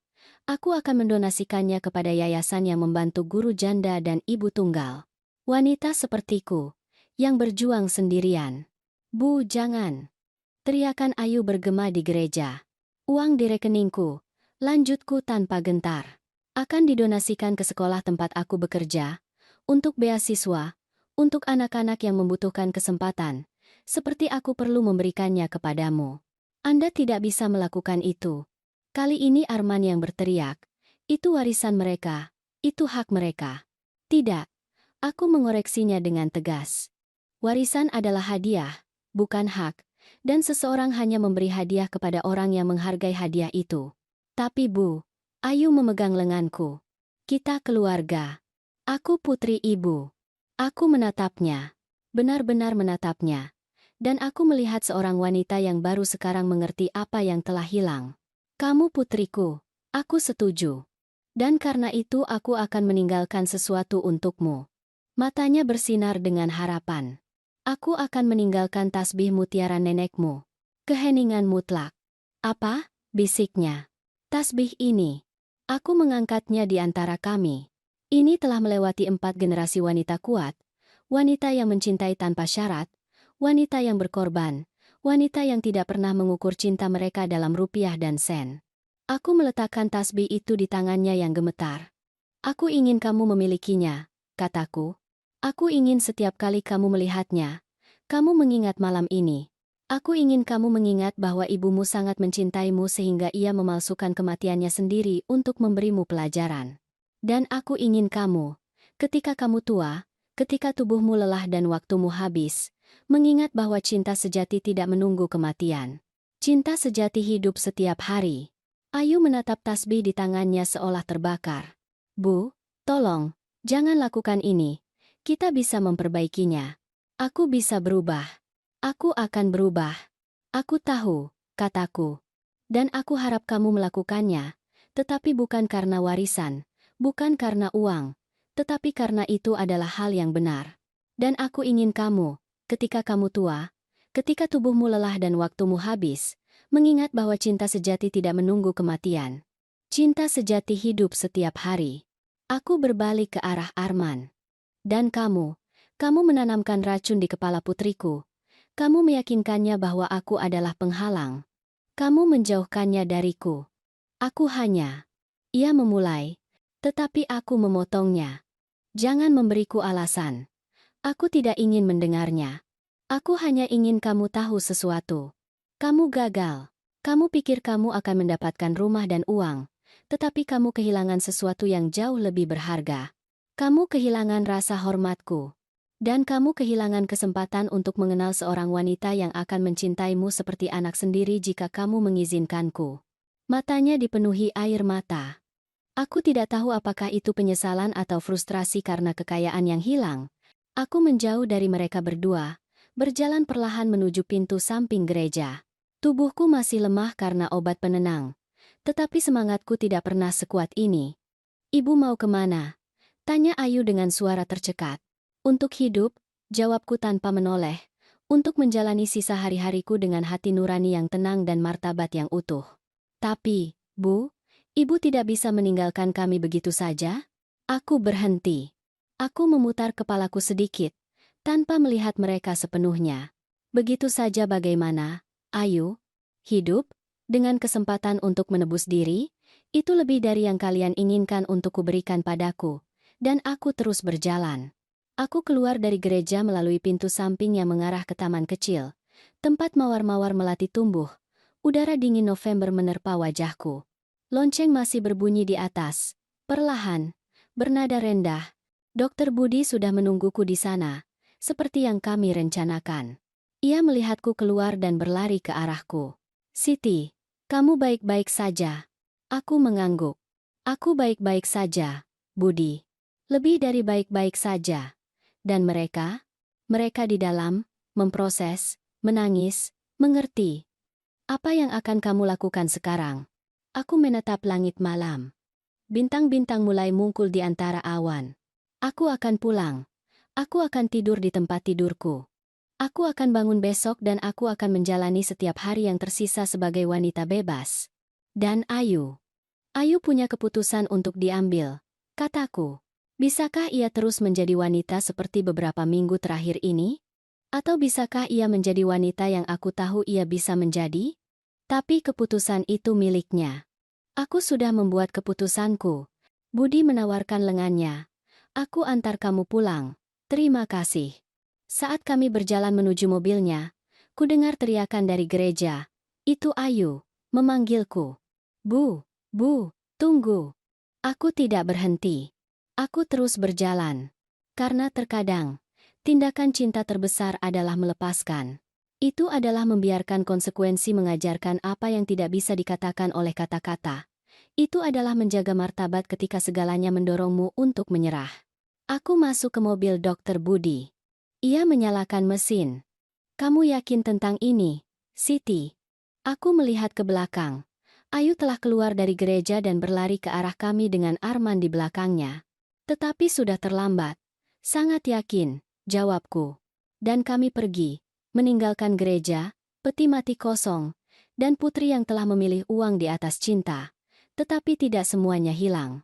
Karena tasbih mutiara sekarang ada di tangannya. Dan tasbih itu, seperti yang dikatakan ibuku, mengingat cinta. Mengingat pengorbanan. Mengingat siapa kami. Dan mungkin, hanya mungkin, itu juga akan mengingatkan Ayu siapa ia bisa menjadi. Aku masih bertanya-tanya apakah aku melakukan hal yang benar. Dan kamu? Apa yang akan kamu lakukan di posisiku? Malam itu aku tidur di tempat tidurku sendiri untuk pertama kalinya dalam 24 jam. Aku tidur nyenyak, tanpa mimpi buruk, tanpa rasa bersalah. Aku tidur seperti seorang wanita yang telah mendapatkan kembali hidupnya. Ketika aku bangun, matahari hari Sabtu masuk melalui jendelaku dengan cahaya keemasan November yang selalu kusukai. Sudah pukul 8 pagi. Aku bangun perlahan, masih merasakan efek obat penenang di otot-ototku, tetapi dengan pikiran yang lebih jernih dari sebelumnya. Aku pergi ke dapur dan menyiapkan kopi tradisional, seperti yang kulakukan ribuan pagi di rumah ini. Aroma kayu manis dan gula merah memenuhi ruangan.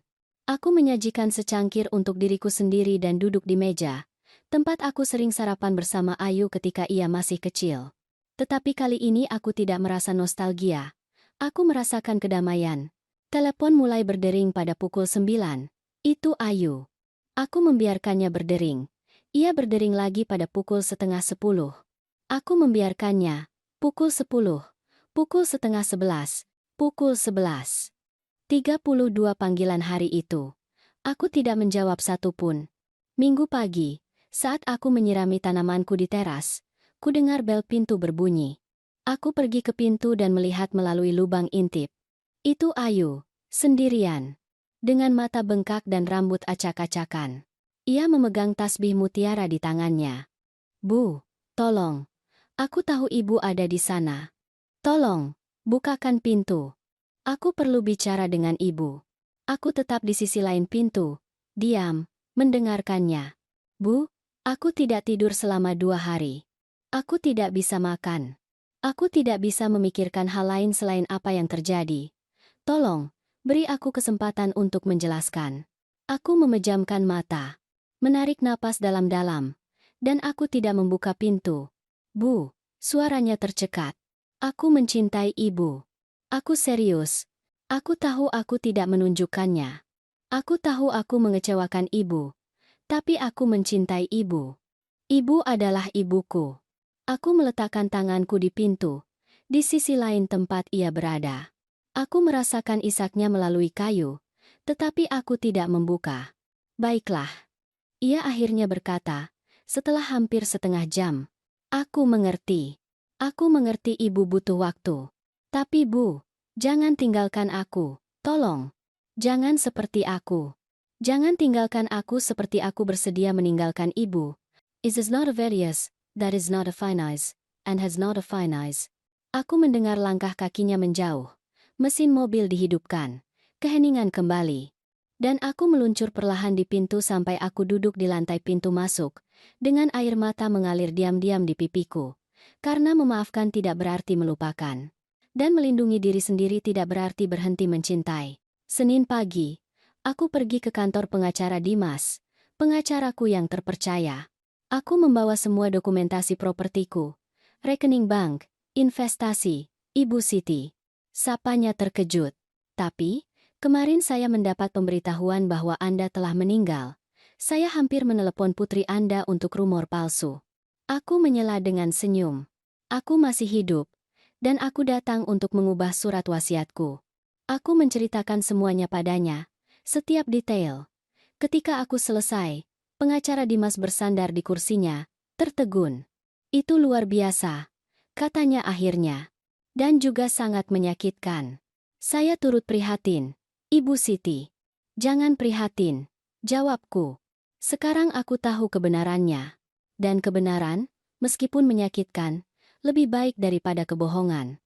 Anda benar-benar yakin dengan apa yang ingin Anda lakukan? Sangat yakin. Selama 3 jam berikutnya, kami menyusun surat wasiat baru. Rumah itu akan diberikan kepada Yayasan Guru Janda di Indonesia. Tabunganku akan dibagi menjadi beasiswa pelajar untuk sekolah dasar Budi Utama, tempat aku bekerja selama 37 tahun. Obligasi investasi akan masuk ke dana yang membantu ibu tunggal untuk belajar. Semua yang kubangun dengan kerja kerasku yang jujur akan kembali untuk membantu wanita yang, sepertiku, membutuhkannya. Dan untuk putri Anda, tanya pengacara. Anda tidak akan meninggalkan apapun. Aku meninggalkannya tasbih mutiara neneknya. Jawabku.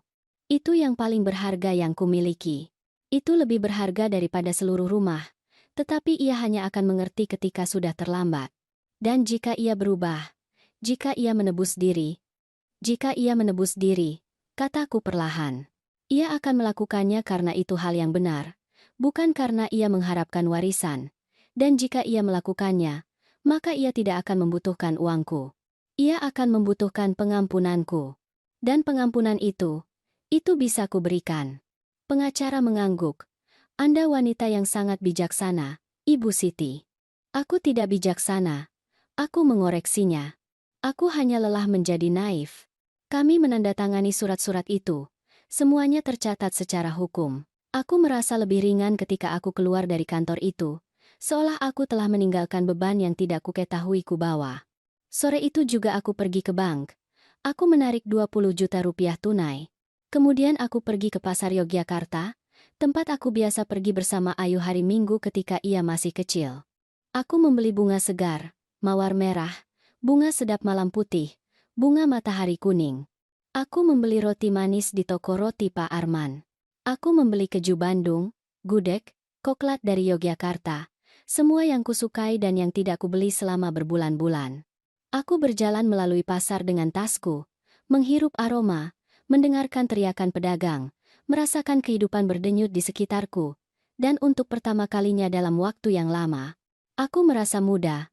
Bukan muda seperti dalam fisikku, tetapi muda dalam semangat, bebas, terlahir kembali. Ketika aku sampai di rumah, aku menata bunga di vas-vas di seluruh rumah. Aku menyiapkan gudeg untuk diriku sendiri. Aku memutar musik keroncong di pemutar piringan hitam tua yang Joko berikan padaku 40 tahun lalu. Dan aku menari. Aku menari sendirian di ruang tengahku, dengan gaun sederhanaku, dengan kaki telanjang di lantai kayu, dengan air mata dan tawa bercampur di wajahku. Aku menari karena aku hidup. Aku menari karena aku telah menuntut kembali hidupku. Aku menari karena untuk pertama kalinya dalam beberapa tahun aku tidak menunggu orang lain memberiku izin untuk bahagia. Hari-hari berubah menjadi minggu. Ayu menelepon setiap hari. Ia meninggalkan pesan di mesin penjawabku. Pesan yang kudengar, tetapi tidak kujawab. Bu, ini aku. Lagi. Aku hanya ingin ibu tahu bahwa aku memikirkan ibu setiap hari, bahwa aku minta maaf, bahwa aku akan melakukan apa saja untuk mengembalikan waktu. To Marix Plansenine, it's not in this Plansenine. Bu, aku menjual cincin yang Arman berikan padaku saat ulang tahunku. Aku mendonasikan uangnya ke sekolah tempat ibu bekerja. Aku tahu itu tidak cukup. Tapi ini awal. Bu, Arman dan aku sedang terapi. Kami mencoba memahami apa yang terjadi pada kami, bagaimana kami sampai pada ini. Aku tahu ibu tidak peduli, tapi aku ingin ibu tahu. Bu, aku melewati rumah ibu hari ini. Aku melihat tanaman ibu di teras. Mereka terlihat indah. Aku senang ibu menjaga diri sendiri. Lacaran, Idzan Noldar. Setiap pesan sedikit menghancurkan hatiku, tetapi juga menguatkan keputusanku, karena cinta seorang ibu tidak berarti harus mengalah. Itu berarti harus tegas. Itu berarti mengajar bahkan ketika itu menyakitkan. 1 bulan setelah pemakaman, Ibu Rina, tetanggaku, mengetuk pintuku dengan nampan tamales. Siti, katanya padaku dengan mata berbinar, aku tidak percaya kamu hidup. Ketika aku melihat obituarimu di koran, aku menangis 3 hari, dan sekarang ini mukjizat. Traina laikan bandar, but the sake and the onsen yuna place. Ini bukan mukjizat, kataku sambil mengundangnya masuk. Ini pelajaran. Aku menceritakan seluruh kisah padanya sambil kami minum kopi. Ketika aku selesai, Ibu Rina memegang tanganku. Kamu wanita paling berani yang kukenal, katanya. Dan yang paling bermartabat. Putrimu. Oh, putrimu. Dia tidak tahu harta apa yang dia miliki dalam dirimu. Mungkin suatu hari ia akan tahu. Jawabku. Atau mungkin tidak. Tetapi itu bukan lagi tanggung jawabku. Dan bagaimana perasaanmu? Tanyanya. Di hati, maksudku. Aku memikirkannya sejenak. Aku merasa damai, kataku akhirnya. Sedih, ya. Kecewa juga. Tetapi damai, karena aku melakukan hal yang benar. Dan waktu akan mengurus sisanya. Ibu Rina mengangguk dengan bijak. Waktu selalu mengurusnya. Putriku, selalu. Aku mulai melakukan hal-hal yang sudah lama tidak kulakukan. Aku kembali ke paroki, tidak hanya untuk misa, tetapi untuk membantu dalam kegiatan komunitas. Aku mengatur kelompok membaca untuk wanita lanjut usia. Aku mulai memberikan kelas bahasa Spanyol gratis kepada anak-anak di lingkungan yang kesulitan. Hidupku, yang selama ini berputar di sekitar putriku, mulai berputar di sekitar diriku sendiri. Dan aku menemukan bahwa itu bukan keegoisan. Itu adalah bertahan hidup. Bapak pendeta mengundangku untuk memberikan ceramah di paroki tentang pengampunan. Aku bilang padanya aku tidak merasa memenuhi syarat. Siti, katanya padaku dengan senyum kebapakan yang menjadi ciri khasnya, kamu memalsukan kematianmu dan bangkit untuk memberikan pelajaran kepada putrimu. Jika itu tidak membuatmu memenuhi syarat untuk berbicara tentang pengampunan, aku tidak tahu apa yang bisa. Aku tertawa untuk pertama kalinya dalam beberapa minggu. Kalau begitu, aku memberikan ceramah pada hari Minggu sore. Ada sekitar 50 orang di aula paroki. Aku menceritakan kisahku. Tidak semua detail, tetapi yang penting. Aku berbicara tentang bagaimana terkadang kita sangat mencintai sehingga kita lupa mencintai diri kita sendiri. Tentang bagaimana pengorbanan itu mulia, tetapi mati syahid tidak. Tentang bagaimana memaafkan tidak berarti mengizinkan. Ketika aku selesai, seorang wanita tua mendekatiku dengan air mata di matanya. Terima kasih, katanya. Putriku memperlakukanku seolah aku beban. Aku selalu berpikir itu salahku, bahwa aku melakukan sesuatu yang salah. Tetapi setelah mendengarmu, kurasa aku perlu melakukan apa yang kamu lakukan. Aku perlu menuntut kembali martabatku. Aku memeluknya. Kamu tidak perlu memalsukan kematianmu, kataku lembut. Kamu hanya perlu menjalani hidupmu seolah itu penting, karena itu penting. 2 bulan setelah pemakaman, saat aku membeli sayuran di pasar, aku bertemu Dewi, teman dekatku. Siti, ia hampir berteriak ketika melihatku. Ia berlari ke arahku dan memelukku begitu erat hingga aku hampir terjatuh. Kamu hidup, tapi aku datang ke pemakamanmu. Aku melihatmu di peti mati. Aku tahu, kataku ketika kami berpisah. Kamu juga ada di sana ketika aku bangkit. Apa? Tidak, aku pergi lebih dulu. Aku pergi setelah mengucapkan selamat tinggal karena aku tidak tahan. Kamu pergi tepat sebelum itu. Aku memotongnya dengan senyum. 5 menit sebelum itu. Aku menceritakan semuanya padanya saat kami berjalan melalui pasar. Dewi bergantian antara tawa tidak percaya dan air mata solidaritas. Oh, sahabatku, katanya akhirnya. Betapa beraninya. Betapa berani, Oh, betapa gilanya jawabku. Tidak. Ia mengoreksiku dengan tegas. Berani. Karena kamu berani melihat kebenaran. Dan yang lebih penting, kamu berani bertindak atas kebenaran itu. Apa menurutmu aku terlalu keras pada Ayu? Dewi berhenti. Ia menatap mataku lekat-lekat. Aku pikir kamu adil. Aku pikir kamu memberinya persis apa yang dia butuhkan. Konsekuensi. Dan aku pikir jika Ayu setengah dari wanita yang aku pikir ia bisa, ia akan belajar. Dan jika ia tidak belajar, maka Dewi meremas tanganku. Maka kerugiannya akan lebih besar daripada kerugianmu. Karena kamu akan tetap menjadi wanita yang utuh. Dan ia akan hidup dengan beban kehilangan ibu terbaik yang bisa ia miliki. Hari raya keluarga tiba. Hari raya keluarga pertama yang akan kuhabiskan sepenuhnya sendirian dalam 65 tahun hidupku. Aku tetap mendekorasi rumahku. Aku memasang pohon, menggantung lampu, menyiapkan bandrek. Aku mengundang Ibu Rina, Dewi, Bapak Pendeta, beberapa guru pensiunan dari sekolahku. Kami merayakan, makan, tertawa, menyanyikan lagu-lagu tradisional. Dan ketika tengah malam tiba, dan semua orang sudah pergi, aku duduk di depan pohon dengan secangkir bandrek hangat dan menatap lampu yang berkedip. Tidak ada hadiah di bawah pohon. Tidak ada kaos kaki yang tergantung di perapian, menunggu Ayu dan cucu-cucuku yang tidak akan pernah datang.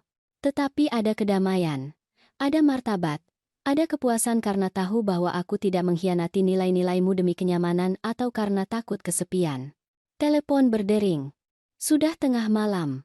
Aku tahu siapa itu tanpa melihat. Kali ini, aku menjawab, "Halo? Bu." Suara Ayu langsung tercekat. "Bu." Ibu jawab. Terima kasih, terima kasih. Aku tidak mengatakan apa-apa. Aku hanya menunggu. Aku hanya ingin mengucapkan selamat hari raya dan mengatakan bahwa aku mencintai ibu, dan aku minta maaf, dan jika suatu hari ibu memaafkanku. Aku sudah memaafkanmu, Ayu. Aku menyela dengan lembut. Keheningan di sisi lain. Apa? Bisiknya. Aku sudah memaafkanmu. Hari aku keluar dari gereja. Tapi memaafkan tidak berarti segalanya kembali seperti dulu. Aku tahu dan aku menerimanya. Hanya, bisakah aku melihat ibu? Suatu hari, ketika ibu sudah siap. Suatu hari, jawabku. Ketika kita berdua sudah siap. Baiklah, baiklah, terima kasih, Bu. Terima kasih sudah menjawab. Selamat Hari Raya. Selamat Hari Raya, nak. Aku menutup telepon. Dan untuk pertama kalinya sejak malam di gereja itu, aku menangis dengan bebas. Aku menangis untuk apa yang hilang. Aku menangis untuk apa yang terselamatkan. Aku menangis untuk ibu yang keluar dan wanita yang sedang kupelajari untuk menjadi lagi. Bulan-bulan berlalu.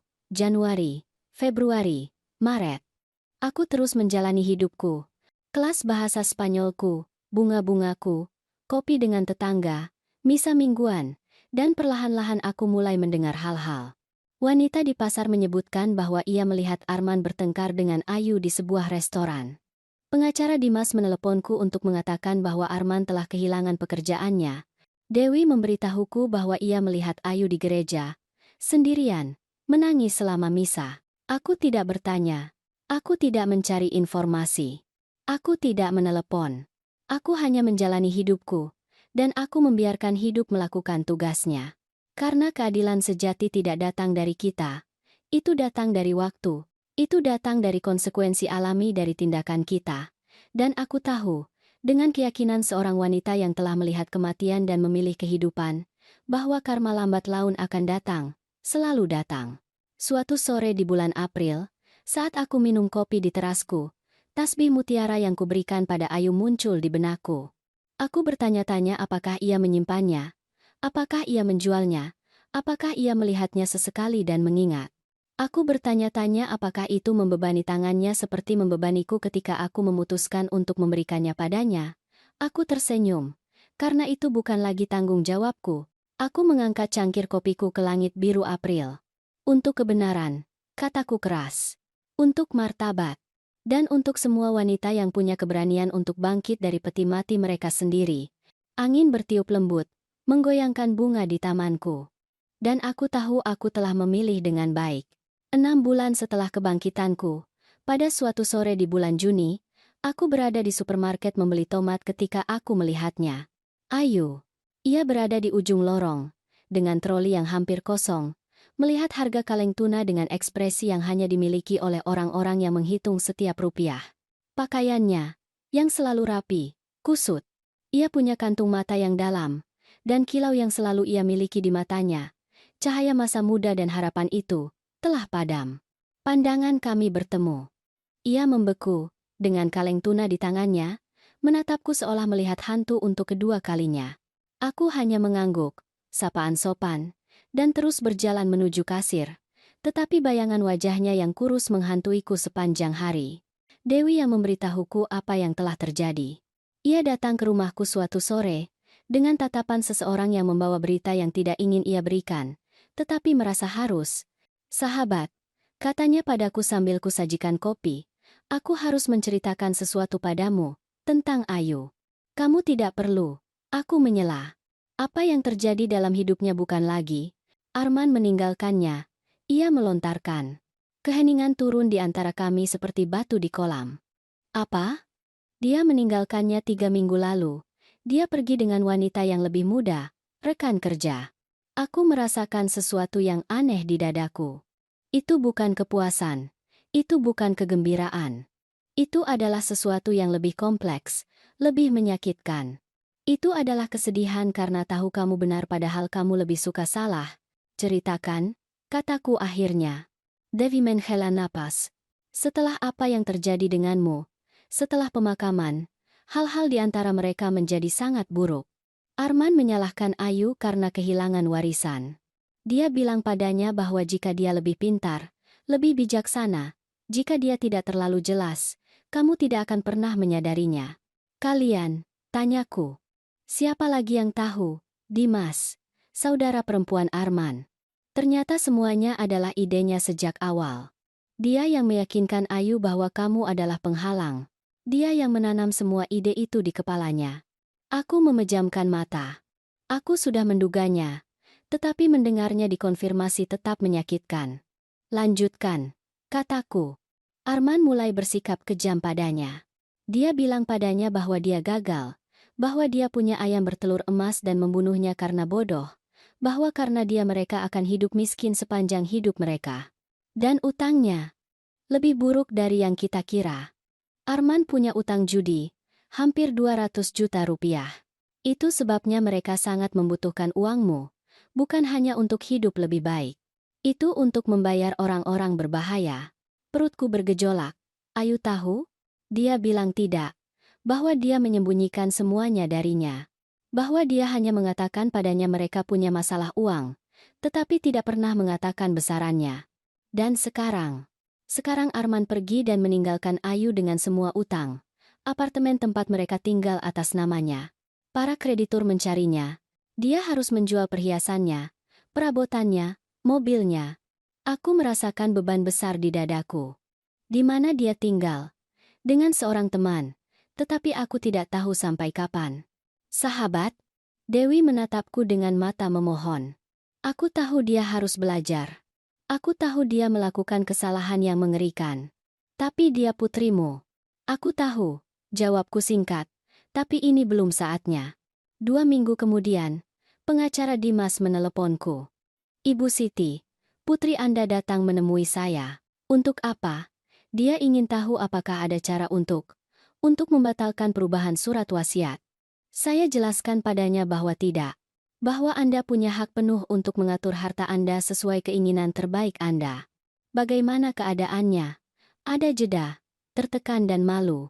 Dia bertanya apakah saya tahu pekerjaan apapun. Saya memberinya beberapa kontak. Dia bertanya tentangku. Ya. Saya bilang padanya Anda baik-baik saja, bahwa Anda menjalani hidup Anda. Dia banyak menangis. Ibu Siti. Dia menangis dan meminta maaf karena mencoba memanipulasi saya. Aku menutup telepon dan tetap duduk di ruang tengah, menatap foto Ayu berusia 7 tahun, gadis kecil dengan kepang yang memelukku di taman. Kapan gadis itu berubah menjadi wanita yang mampu menginginkan kematianku? Dan kapan wanita itu akan kembali menjadi? Jika bukan gadis itu, setidaknya seseorang yang bermartabat. 1 bulan kemudian, aku melihatnya lagi. Kali ini bukan kebetulan. Aku berada di misa minggu, di bangku biasa, yang ketiga di sisi kanan. Ketika aku mengangkat pandanganku selama komuni, aku melihatnya masuk. Ia berada di belakang gereja, seolah tidak berani mendekat. Ia memegang tasbih mutiara di tangannya. Bapak pendeta juga melihatnya. Selama khotbah, ia berbicara tentang anak yang hilang, tentang bagaimana ayah lari untuk menyambut anak yang telah menghabiskan warisannya, tentang pengampunan dan penebusan. Aku tahu ia melakukannya untuknya, dan mungkin untukku juga. Ketika misa selesai, Ayu mendekat perlahan. Aku tetap duduk, membiarkannya datang kepadaku. Bu, suaranya hampir tidak terdengar. Boleh aku duduk? Aku mengangguk. Ia duduk di sampingku, meninggalkan jarak yang cukup di antara kami. Ia memegang tasbih begitu erat sehingga buku-buku jarinya putih.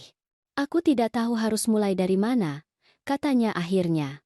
Mulailah dengan kebenaran, jawabku tanpa melihatnya. Kebenarannya adalah aku menghancurkan hidupku, dan kebenarannya adalah itu salahku, bukan Arman. Salahku, karena aku memilih mendengarkannya. Aku memilih percaya bahwa ibu adalah masalahnya. Aku memilih uang di atas ibu. Aku berbalik untuk melihatnya. Air mata mengalir di pipinya, tetapi ia tidak berusaha menyembunyikannya. Kebenarannya adalah Arman meninggalkanku. Dia meninggalkanku dengan utang yang tidak kuketahui keberadaannya. Dia meninggalkanku sendirian, tanpa uang, tanpa rumah, tanpa apa-apa, dan kebenarannya adalah aku pantas mendapatkannya. Tidak ada yang pantas ditipu, kataku lembut.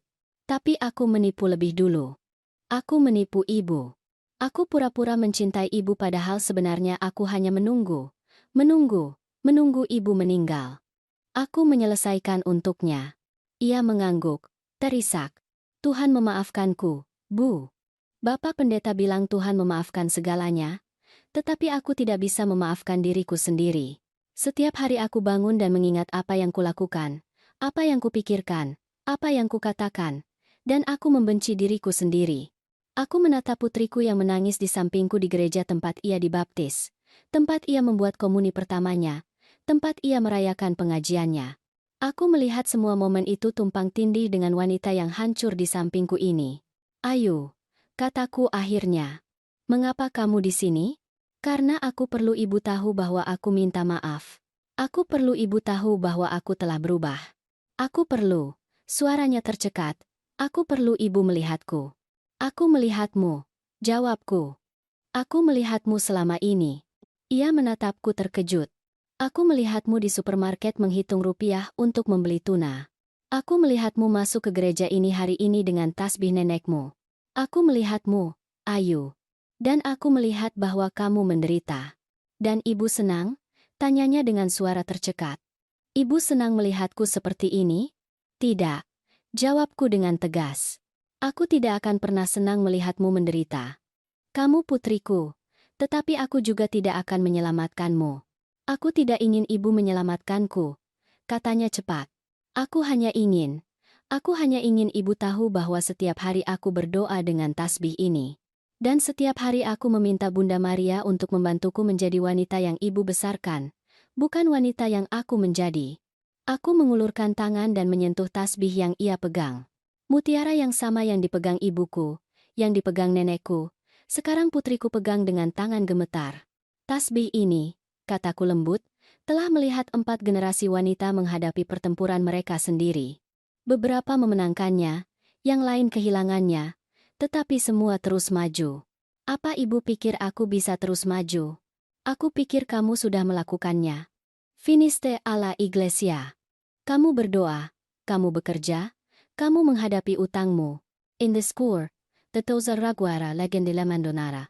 Aku mendapat pekerjaan di kafe, katanya, melayani meja, tidak banyak, tapi jujur. Sesuatu di dalam diriku bergerak. Putriku, yang belajar di universitas swasta, yang tidak pernah bekerja di layanan, sekarang melayani meja. Dan bagaimana perasaanmu? Lelah, ia mengakui, sakit, Terhina ketika aku melihat orang-orang dari universitas masuk dan aku menyajikan kopi untuk mereka. Tapi juga, aku juga merasa bersih, seolah setiap meja yang kubersihkan membersihkan sedikit rasa bersalah. I know mine, I this today, and this day today decide today, and this day today decide today. Kami terdiam untuk waktu yang lama. Bapak pendeta memadamkan lilin, beberapa orang keluar. Gereja menjadi kosong.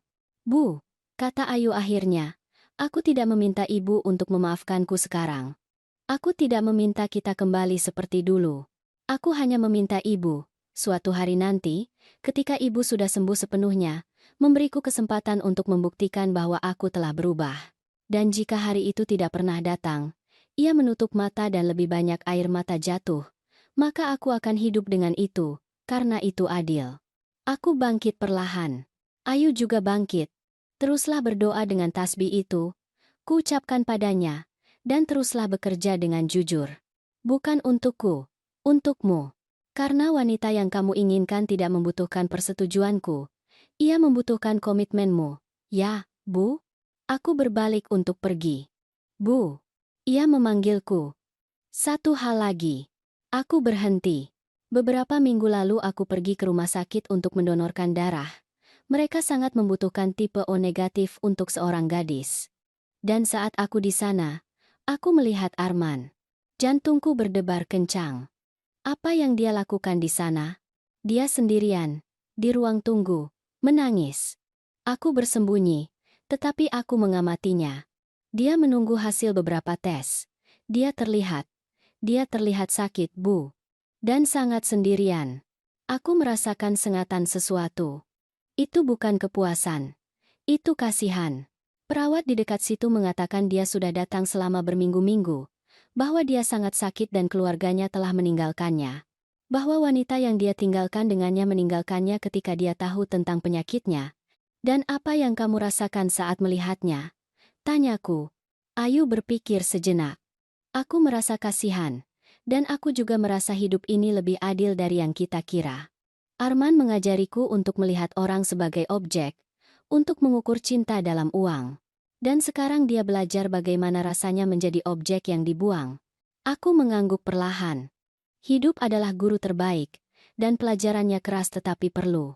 Malam itu, di rumah, aku duduk di ruang tengah dengan secangkir teh chamomile. Aku memikirkan Ayu yang menghitung rupiah untuk membeli tuna. Tentang Arman, sendirian di rumah sakit. Tentang apartemen yang harus ditinggalkan Ayu, tentang perhiasan yang dijual, tentang perabotan yang hilang. Aku memikirkan bagaimana 6 bulan lalu, di gereja yang sama itu, mereka berdiri di samping peti matiku berkata, akhirnya bebas dari wanita tua ini, dan sekarang semuanya milik kita. Dan sekarang Ayu melayani meja di kafe, dan Arman sakit dan sendirian. Aku tidak merasa senang. Aku tidak merasa menang. Aku merasakan sesuatu yang lebih dalam dan lebih menyedihkan. Aku merasakan konfirmasi sesuatu yang ibuku katakan padaku bertahun-tahun yang lalu. Siti, hidup selalu seimbang. Kamu tidak perlu balas dendam. Kamu hanya perlu menunggu. Arman pernah melihatku sebagai penghalang. Bertahun-tahun kemudian, beberapa bulan kemudian, dialah yang sakit dan ditinggalkan, belajar bagaimana rasanya dibuang. Ayu pernah berharap aku mati untuk mewarisi rumahku. Sekarang ia bahkan tidak punya apartemen untuk ditinggali. Hidup selalu menagih utangnya. Tetapi yang mengejutkanku adalah menyadari bahwa aku tidak perlu mereka membayar. Tidak lagi, karena penderitaan mereka tidak meringankan penderitaanku.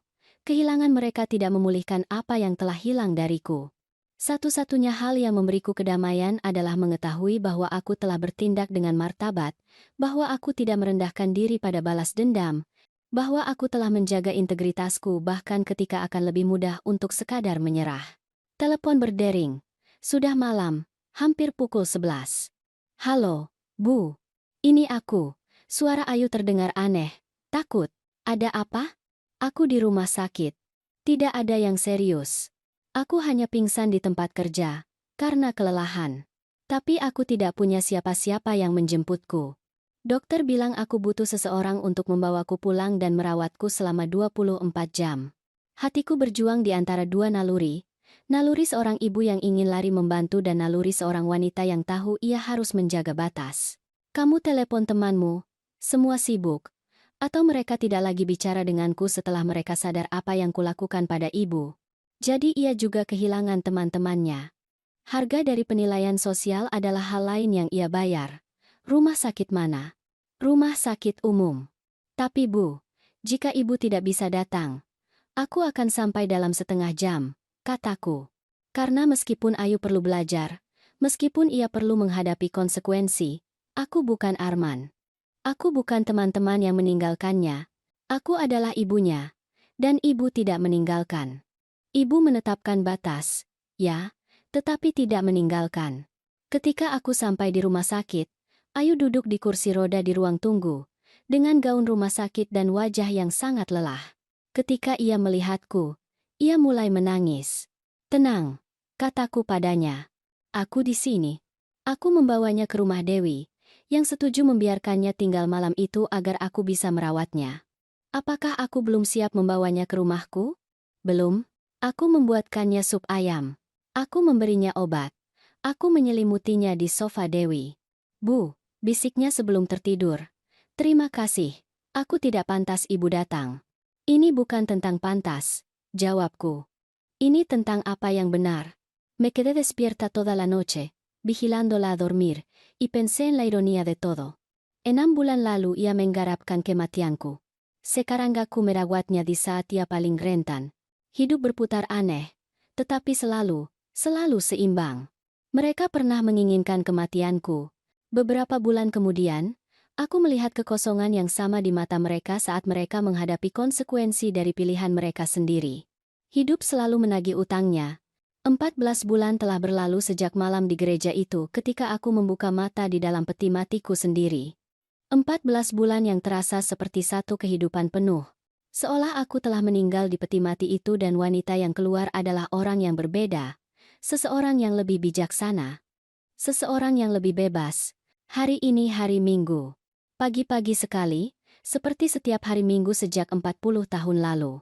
Aku bangun, mengenakan gaun sederhanaku dan bersiap untuk pergi misa. Tetapi sebelum keluar, aku melakukan sesuatu yang telah menjadi ritual. Aku duduk di ruang tengahku dengan secangkir kopi tradisional dan menatap foto-foto yang menghiasi dindingku. Di sana ada Ayu bayi, dengan mata besar itu dan senyum tanpa gigi itu. Di sana ada Ayu komuni pertama, dengan gaun putih dan buku misalnya. Di sana ada Ayu kelulusan, memelukku dengan air mata kebahagiaan. Dan di sana, dalam foto baru yang kutambahkan 3 bulan lalu, ada Ayu berusia 34 tahun, dengan rambut diikat, tanpa riasan, dengan seragam kafe tempat ia bekerja, tersenyum dengan senyum yang berbeda, senyum yang bukan lagi harapan naif tetapi martabat yang diperoleh. Hal-hal berubah perlahan setelah malam di rumah sakit itu. Tidak ada momen dramatis rekonsiliasi, tidak ada pelukan sinematik atau janji abadi. Ada sesuatu yang lebih nyata dan lebih sulit. Ada kerja keras. Ayu terus bekerja di kafe, terus membayar utangnya sedikit demi sedikit. Terus tinggal bersama temannya di apartemen kecil. Dan terus datang ke misa setiap hari Minggu, duduk di bangku yang sama denganku, dengan tasbih mutiara di tangannya. Selama 3 bulan pertama, kami tidak berbicara. Kami hanya berbagi ruang suci gereja. Ia berdoa, aku berdoa. Dan di antara doa-doa kami ada jembatan tak terlihat yang perlahan-lahan dibangun kembali. Suatu minggu, setelah misa, aku mendekatinya. Mau kopi? Ia menatapku dengan mata tidak percaya. Serius? Serius. Kami pergi ke kafe dekat paroki. Bukan kafe tempat ia bekerja. Karena kami berdua mengerti bahwa itu perlu menjadi ruang netral. Kami memesan kopi. Kami duduk. Dan kami berbicara. Tidak tentang masa lalu. Tidak tentang pemakaman. Tidak tentang Arman atau utang atau rumah yang hilang. Kami berbicara tentang masa kini. Tentang bagaimana cuaca berubah. Tentang bunga-bunga di teras gereja, tentang Bapak Pendeta baru yang datang membantu Bapak Pendeta. Hal-hal kecil, hal-hal sederhana, hal-hal aman, dan hal-hal kecil itu, minggu demi minggu, berubah menjadi percakapan yang lebih panjang, dan percakapan berubah menjadi kepercayaan. Dan kepercayaan berubah menjadi sesuatu yang mirip dengan apa yang kami miliki sebelumnya, tetapi berbeda, lebih nyata. Kurang naif. 6 bulan lalu, Ayu mengundangku untuk melihat apartemen tempat ia tinggal. Itu kecil, satu kamar dengan dapur kecil dan kamar mandi bersama, tapi bersih, rapi. Dan di dinding, di samping tempat tidurnya, tergantung foto kami berdua di taman ketika ia berusia 7 tahun. Aku menyelamatkannya, katanya padaku. Dari semua hal yang harus kujual, foto ini adalah satu-satunya yang kulindungi. Aku melihat gambar itu. Dua wanita dipisahkan oleh 30 tahun. Ibu muda dan kuat. Gadis kecil yang bahagia dan percaya diri. Hari itu, kata Ayu lembut, hari itu aku baru saja jatuh dari sepeda. Ibu ingat. Aku menggores lututku dan banyak menangis. Ibu membersihkan lukaku. Ibu memberiku plester dengan gambar. Dan kemudian ibu memelukku dan mengatakan sesuatu yang tidak pernah kulupakan. Apa yang kukatakan? Ibu berkata, putriku, jatuh itu sakit, tetapi yang penting bukanlah tidak jatuh, tetapi bangkit dengan martabat. Matanya dipenuhi air mata. Butuh waktu 30 tahun bagiku untuk mengerti apa yang ibu maksud. Aku memeluknya. Untuk pertama kalinya dalam 14 bulan, aku memeluk putriku. Dan kami berdua menangis.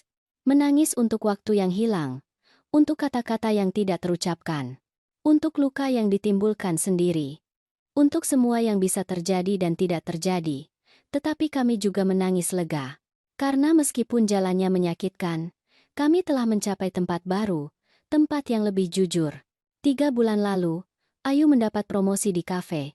Ia dijadikan supervisor. Itu tidak banyak, tetapi baginya itu berarti segalanya. Bu, katanya padaku malam itu melalui telepon. Dengan kegembiraan dalam suaranya yang tidak kudengar selama bertahun-tahun. Aku diakui, karena pekerjaanku. Karena usahaku. Bukan karena aku putri seseorang atau istri seseorang. Karena diriku sendiri. Aku bangga padamu, kataku. Dan aku bersungguh-sungguh. Karena kenyataannya adalah aku lebih bangga pada Ayu yang melayani meja dengan martabat daripada Ayu yang lulus dari universitas swasta tanpa pernah bekerja. Karena Ayu yang pertama sedang dibangun oleh dirinya sendiri, dengan tangannya sendiri, dengan keringatnya sendiri. Kemarin, Sabtu sore, Ayu veio a visitarme por primera vez en 14 meses. Aku mengundangnya masuk. Ia masuk perlahan, melihat semuanya seolah melihat rumah untuk pertama kalinya. Atau mungkin ia benar-benar melihatnya untuk pertama kalinya tanpa menghitung nilainya, tanpa menginventarisir harta karunnya, hanya melihatnya sebagai apa adanya, rumah tempat ia dibesarkan. Huele a kopi tradisional, katanya dengan senyum nostalgia. Aku membuat yang favoritmu, dengan banyak kayu manis. Kami duduk di dapur. Meja yang sama tempat ia mewarnai saat aku menyiapkan bekalnya. Jendela yang sama tempat matahari pagi masuk. Ruang yang sama tempat kami membangun 1000 kenangan. Bu, ia memulai setelah keheningan yang panjang. Aku sudah banyak memikirkan semua yang terjadi, dan aku perlu mengatakan sesuatu pada ibu. Aku menunggu. Untuk waktu yang lama aku meminta maaf atas apa yang kulakukan pada ibu, karena mengharapkan kematian ibu, karena merencanakan untuk mengambil rumah ibu, atas segalanya. Aku mengangguk.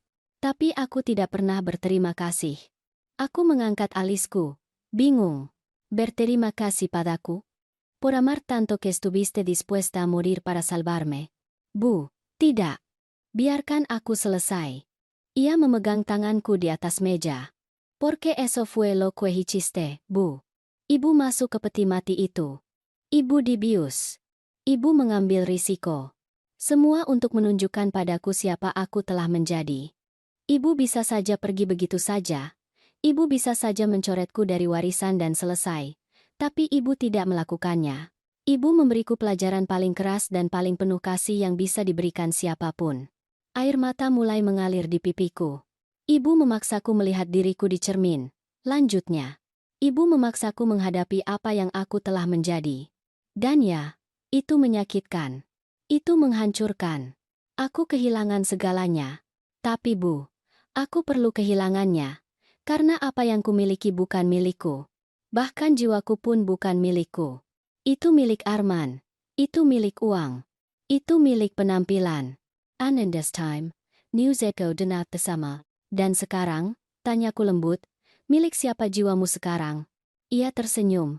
Dengan senyum baru yang ia pelajari dalam 14 bulan ini, Ahora Esmia, dan aku belajar menjaganya.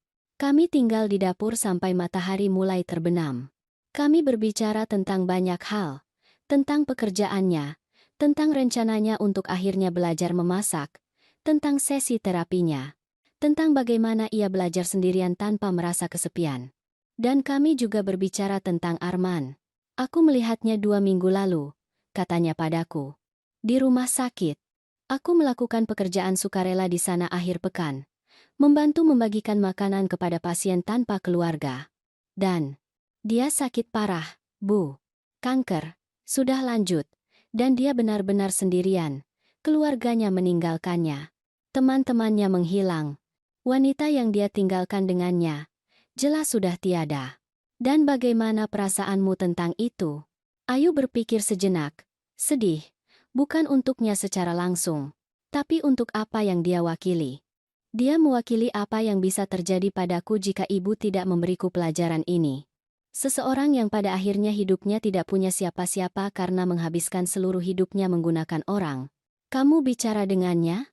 Ya. Aku membawakannya makanan. Dia mengenaliku. Dia terlihat malu. Tapi dia juga berterima kasih padaku. Mengapa? Karena aku tidak memperlakukannya seperti dia memperlakukanku. Karena aku tidak meninggalkannya seperti dia meninggalkanku. Dan tahukah ibu apa yang paling aneh, Bu? Pada saat itu aku mengerti sesuatu. Apa? Aku mengerti bahwa pengampunan bukan untuk orang lain. Itu untuk diri sendiri.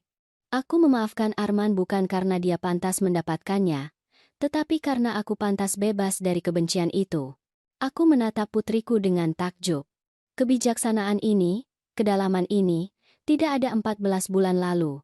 Ia telah tumbuh. Ia telah dewasa. Ia telah belajar. Nenekmu mengatakan sesuatu yang sangat mirip denganku, kataku padanya. Ketika aku marah pada pengemudi yang membunuh ayahmu dalam kecelakaan itu, dia berkata, Siti, kebencian itu seperti minum racun sambil berharap orang lain mati, maafkan untuk membebaskan dirimu. Itu persisnya, kata Ayu. Dan sekarang aku mengerti mengapa ibu memberiku tasbih nenek, agar aku mengingat kebijaksanaan itu, agar aku membawanya bersamaku setiap hari. Ia mengeluarkan tasbih dari saku jaketnya. Mutiara itu bersinar dengan kilau istimewa yang hanya dimiliki oleh benda-benda yang telah dicintai selama beberapa generasi. Aku membawanya setiap hari, katanya padaku. Dan setiap malam aku berdoa dengannya. Dan setiap kali aku memegangnya, aku ingat siapa aku, dari mana aku berasal, dan siapa aku ingin menjadi. Pagi ini, sebelum pergi misa, aku berdiri sejenak menatap bayanganku di cermin. Aku berusia 66 tahun. Rambutku memiliki lebih banyak uban. Wajahku memiliki lebih banyak kerutan. Tanganku sedikit lebih gemetar dari sebelumnya. Tetapi mataku memiliki sesuatu yang tidak kumiliki 14 bulan lalu. Mereka memiliki kedamaian. Karena aku belajar sesuatu yang mendasar dalam perjalanan yang aneh dan menyakitkan ini, aku belajar bahwa cinta sejati bukanlah berkorban sampai menghilang. Itu bukan memberikan segalanya sampai tidak punya apa-apa. Itu bukan mengizinkan segalanya untuk menjaga kedamaian. Cinta sejati mencakup batas, mencakup martabat, mencakup keberanian untuk mengatakan tidak ketika itu perlu. Aku belajar bahwa menjadi ibu yang baik tidak berarti menjadi ibu yang tak terbatas. Bahwa aku bisa mencintai putriku tanpa kehilangan diriku sendiri, bahwa aku bisa memaafkan tanpa menjadi naif. Aku belajar bahwa terkadang kita harus memalsukan kematian untuk belajar hidup. Dalam misa hari ini, Bapak Pendeta berbicara tentang kebangkitan, tidak hanya kebangkitan Kristus, tetapi kebangkitan kita, kematian kecil dan kebangkitan yang kita jalani setiap hari. Terkadang, katanya dari mimbar, menatapku langsung, kita harus mati pada versi diri kita sendiri untuk dilahirkan dalam versi lain. Kita harus melepaskan siapa kita dulu untuk menjadi siapa kita ditakdirkan untuk menjadi. Setelah misa, Ayu dan aku berjalan bersama melalui taman paroki. Mawar melati sedang mekar penuh. Bu, katanya tiba-tiba.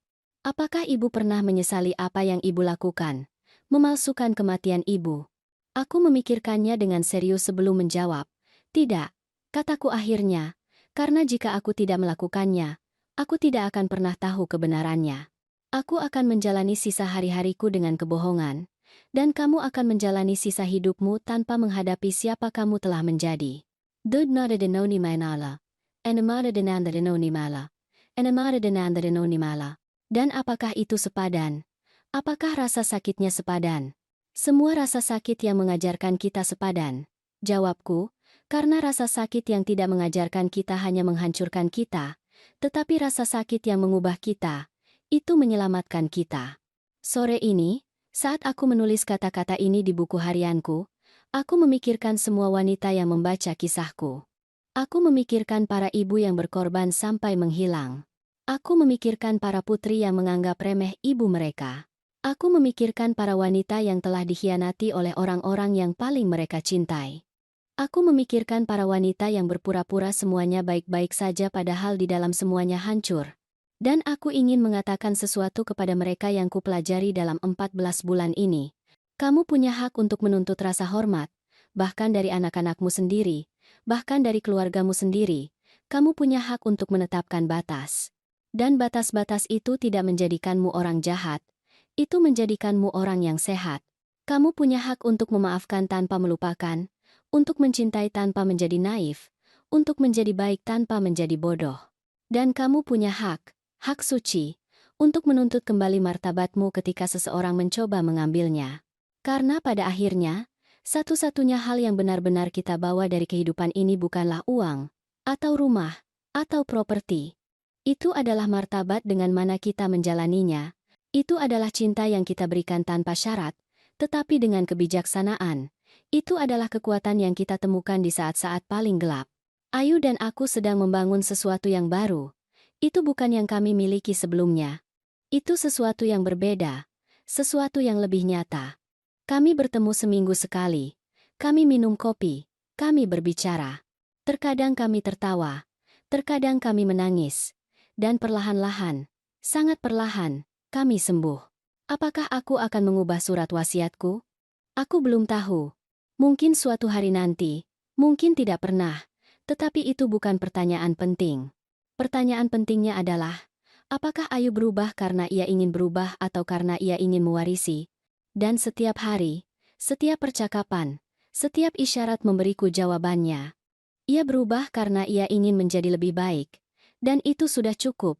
Ada pepatah yang sering diucapkan ibuku, waktu menyembuhkan segalanya, tetapi hanya jika kamu membiarkannya sembuh. Aku membiarkannya sembuh. Aku membiarkan waktu melakukan tugasnya. Aku membiarkan luka menutup secara alami, tanpa memaksa, tanpa terburu-buru. Dan aku belajar bahwa penyembuhan tidak berarti melupakan. Itu berarti mengintegrasikan. Itu berarti mengambil rasa sakit dan mengubahnya menjadi kebijaksanaan. Tadi malam aku bermimpi tentang ibuku. Kami berada di tamannya. Taman yang sama tempat ia memberiku tasbih mutiara beberapa hari sebelum meninggal. Kamu melakukan hal yang benar, Siti, katanya padaku dalam mimpi itu. Kamu menjadi kuat tanpa menjadi kejam. Kamu mencintai tanpa kehilangan dirimu sendiri. Aku bangga padamu. Aku terbangun sambil menangis. Tetapi itu bukan air mata kesedihan. Itu air mata kelegaan. Karena selama ini aku bertanya-tanya apakah aku melakukan hal yang benar. Apakah aku terlalu keras pada Ayu? Apakah aku seharusnya hanya memaafkan dan melupakan sejak awal? Tetapi sekarang aku tahu bahwa aku melakukan persis apa yang perlu kulakukan. Aku memberi Ayu pelajaran paling sulit dan paling penuh kasih yang bisa diberikan seorang ibu. Aku memaksanya menghadapi konsekuensi dari tindakannya. Dan dengan melakukannya, aku tidak hanya menyelamatkannya, aku menyelamatkan diriku sendiri. Jika kisahku membantu satu wanita saja untuk membuka mata, itu akan sepadan. Jika satu ibu saja membaca ini dan mengerti bahwa ia bisa mencintai tanpa menghilang, aku akan mencapai tujuanku. Jika satu putri saja membaca ini dan ingat untuk menghargai ibunya sebelum terlambat, maka semua rasa sakit itu akan berarti. Karena kisah seperti kisahku tidak diceritakan untuk menghibur, mereka diceritakan untuk mengubah, dan aku telah diubah. Aku bukan lagi Siti yang memalsukan kematiannya 14 bulan lalu. Aku adalah Siti yang bangkit, yang menuntut kembali hidupnya, yang menetapkan batas, yang memaafkan tanpa melupakan, yang mencintai dengan kebijaksanaan. Dan setiap hari, ketika aku bangun dan melihat matahari masuk melalui jendelaku, ketika aku mencium bau kopi tradisional di dapurku, ketika aku menyirami tanaman di terasku, ketika aku berdoa dengan tasbih tak terlihat di tanganku karena tasbih mutiara sekarang dimiliki Ayu, dan itu baik-baik saja ketika aku melakukan semua itu, aku berterima kasih kepada hidup. Karena aku hidup. Karena aku belajar. Karena aku tumbuh. Dan karena pada akhirnya, setelah semua rasa sakit dan semua air mata dan semua pengkhianatan, aku menemukan sesuatu yang tidak kuketahui telah hilang. Aku menemukan diriku sendiri. Seminggu yang lalu, Ayu bertanya padaku apakah ia bisa menggunakan tasbih mutiara di pernikahannya sendiri, jika suatu hari ia menikah lagi. Tentu saja, kataku padanya. Tasbih itu milikmu sekarang, untuk kamu gunakan di saat-saat pentingmu, dan untuk suatu hari kamu berikan kepada putrimu, jika kamu memilikinya. Dan apa yang akan kukatakan padanya ketika dia bertanya dari mana asalnya? Aku tersenyum. Kamu akan mengatakan padanya yang sebenarnya. Kamu akan mengatakan padanya bahwa itu berasal dari 5 generasi wanita kuat, wanita yang jatuh dan bangkit, wanita yang membuat kesalahan dan belajar darinya, wanita yang mencintai dengan sepenuh hati, tetapi juga dengan semua kebijaksanaan mereka. Ayu memelukku. Terima kasih, Bu. Untuk segalanya. Untuk tasbihnya. Untuk pelajarannya. Karena tidak meninggalkanku bahkan ketika aku bersedia meninggalkan ibu. Ibu tidak meninggalkan, kataku padanya. Ibu mengajar. Terkadang dengan kelembutan, terkadang dengan kekerasan, tetapi selalu dengan cinta. Dan begitulah aku menutup kisah ini. Kisah yang dimulai dengan pengkhianatan dan berakhir dengan transformasi. Kisah yang dimulai di peti mati dan berakhir dengan kebangkitan. Kisah yang dimulai dengan air mata kesakitan dan berakhir dengan air mata penyembuhan. Namaku Siti. Aku berusia 66 tahun dan ini adalah kisah yang perlu kuceritakan.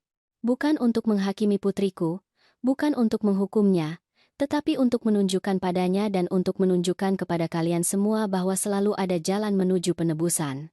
Bahwa tidak pernah terlalu terlambat untuk berubah.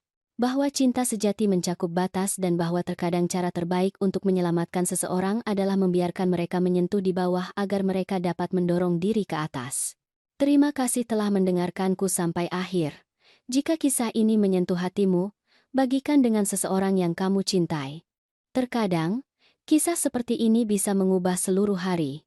Setiap hari, seorang wanita, satu pelajaran hidup. Dan ingat, jika kamu pernah merasa bahwa kamu telah kehilangan martabatmu, bahwa kamu telah mengizinkan terlalu banyak, bahwa kamu telah menghilang mencoba menjaga kedamaian, ingatlah bahwa kamu bisa bangkit dari peti matimu sendiri. Ingatlah bahwa kamu bisa bangkit. Ingatlah bahwa tidak pernah terlalu terlambat untuk menuntut kembali hidupmu. Semoga Tuhan memberkatimu dan sampai jumpa.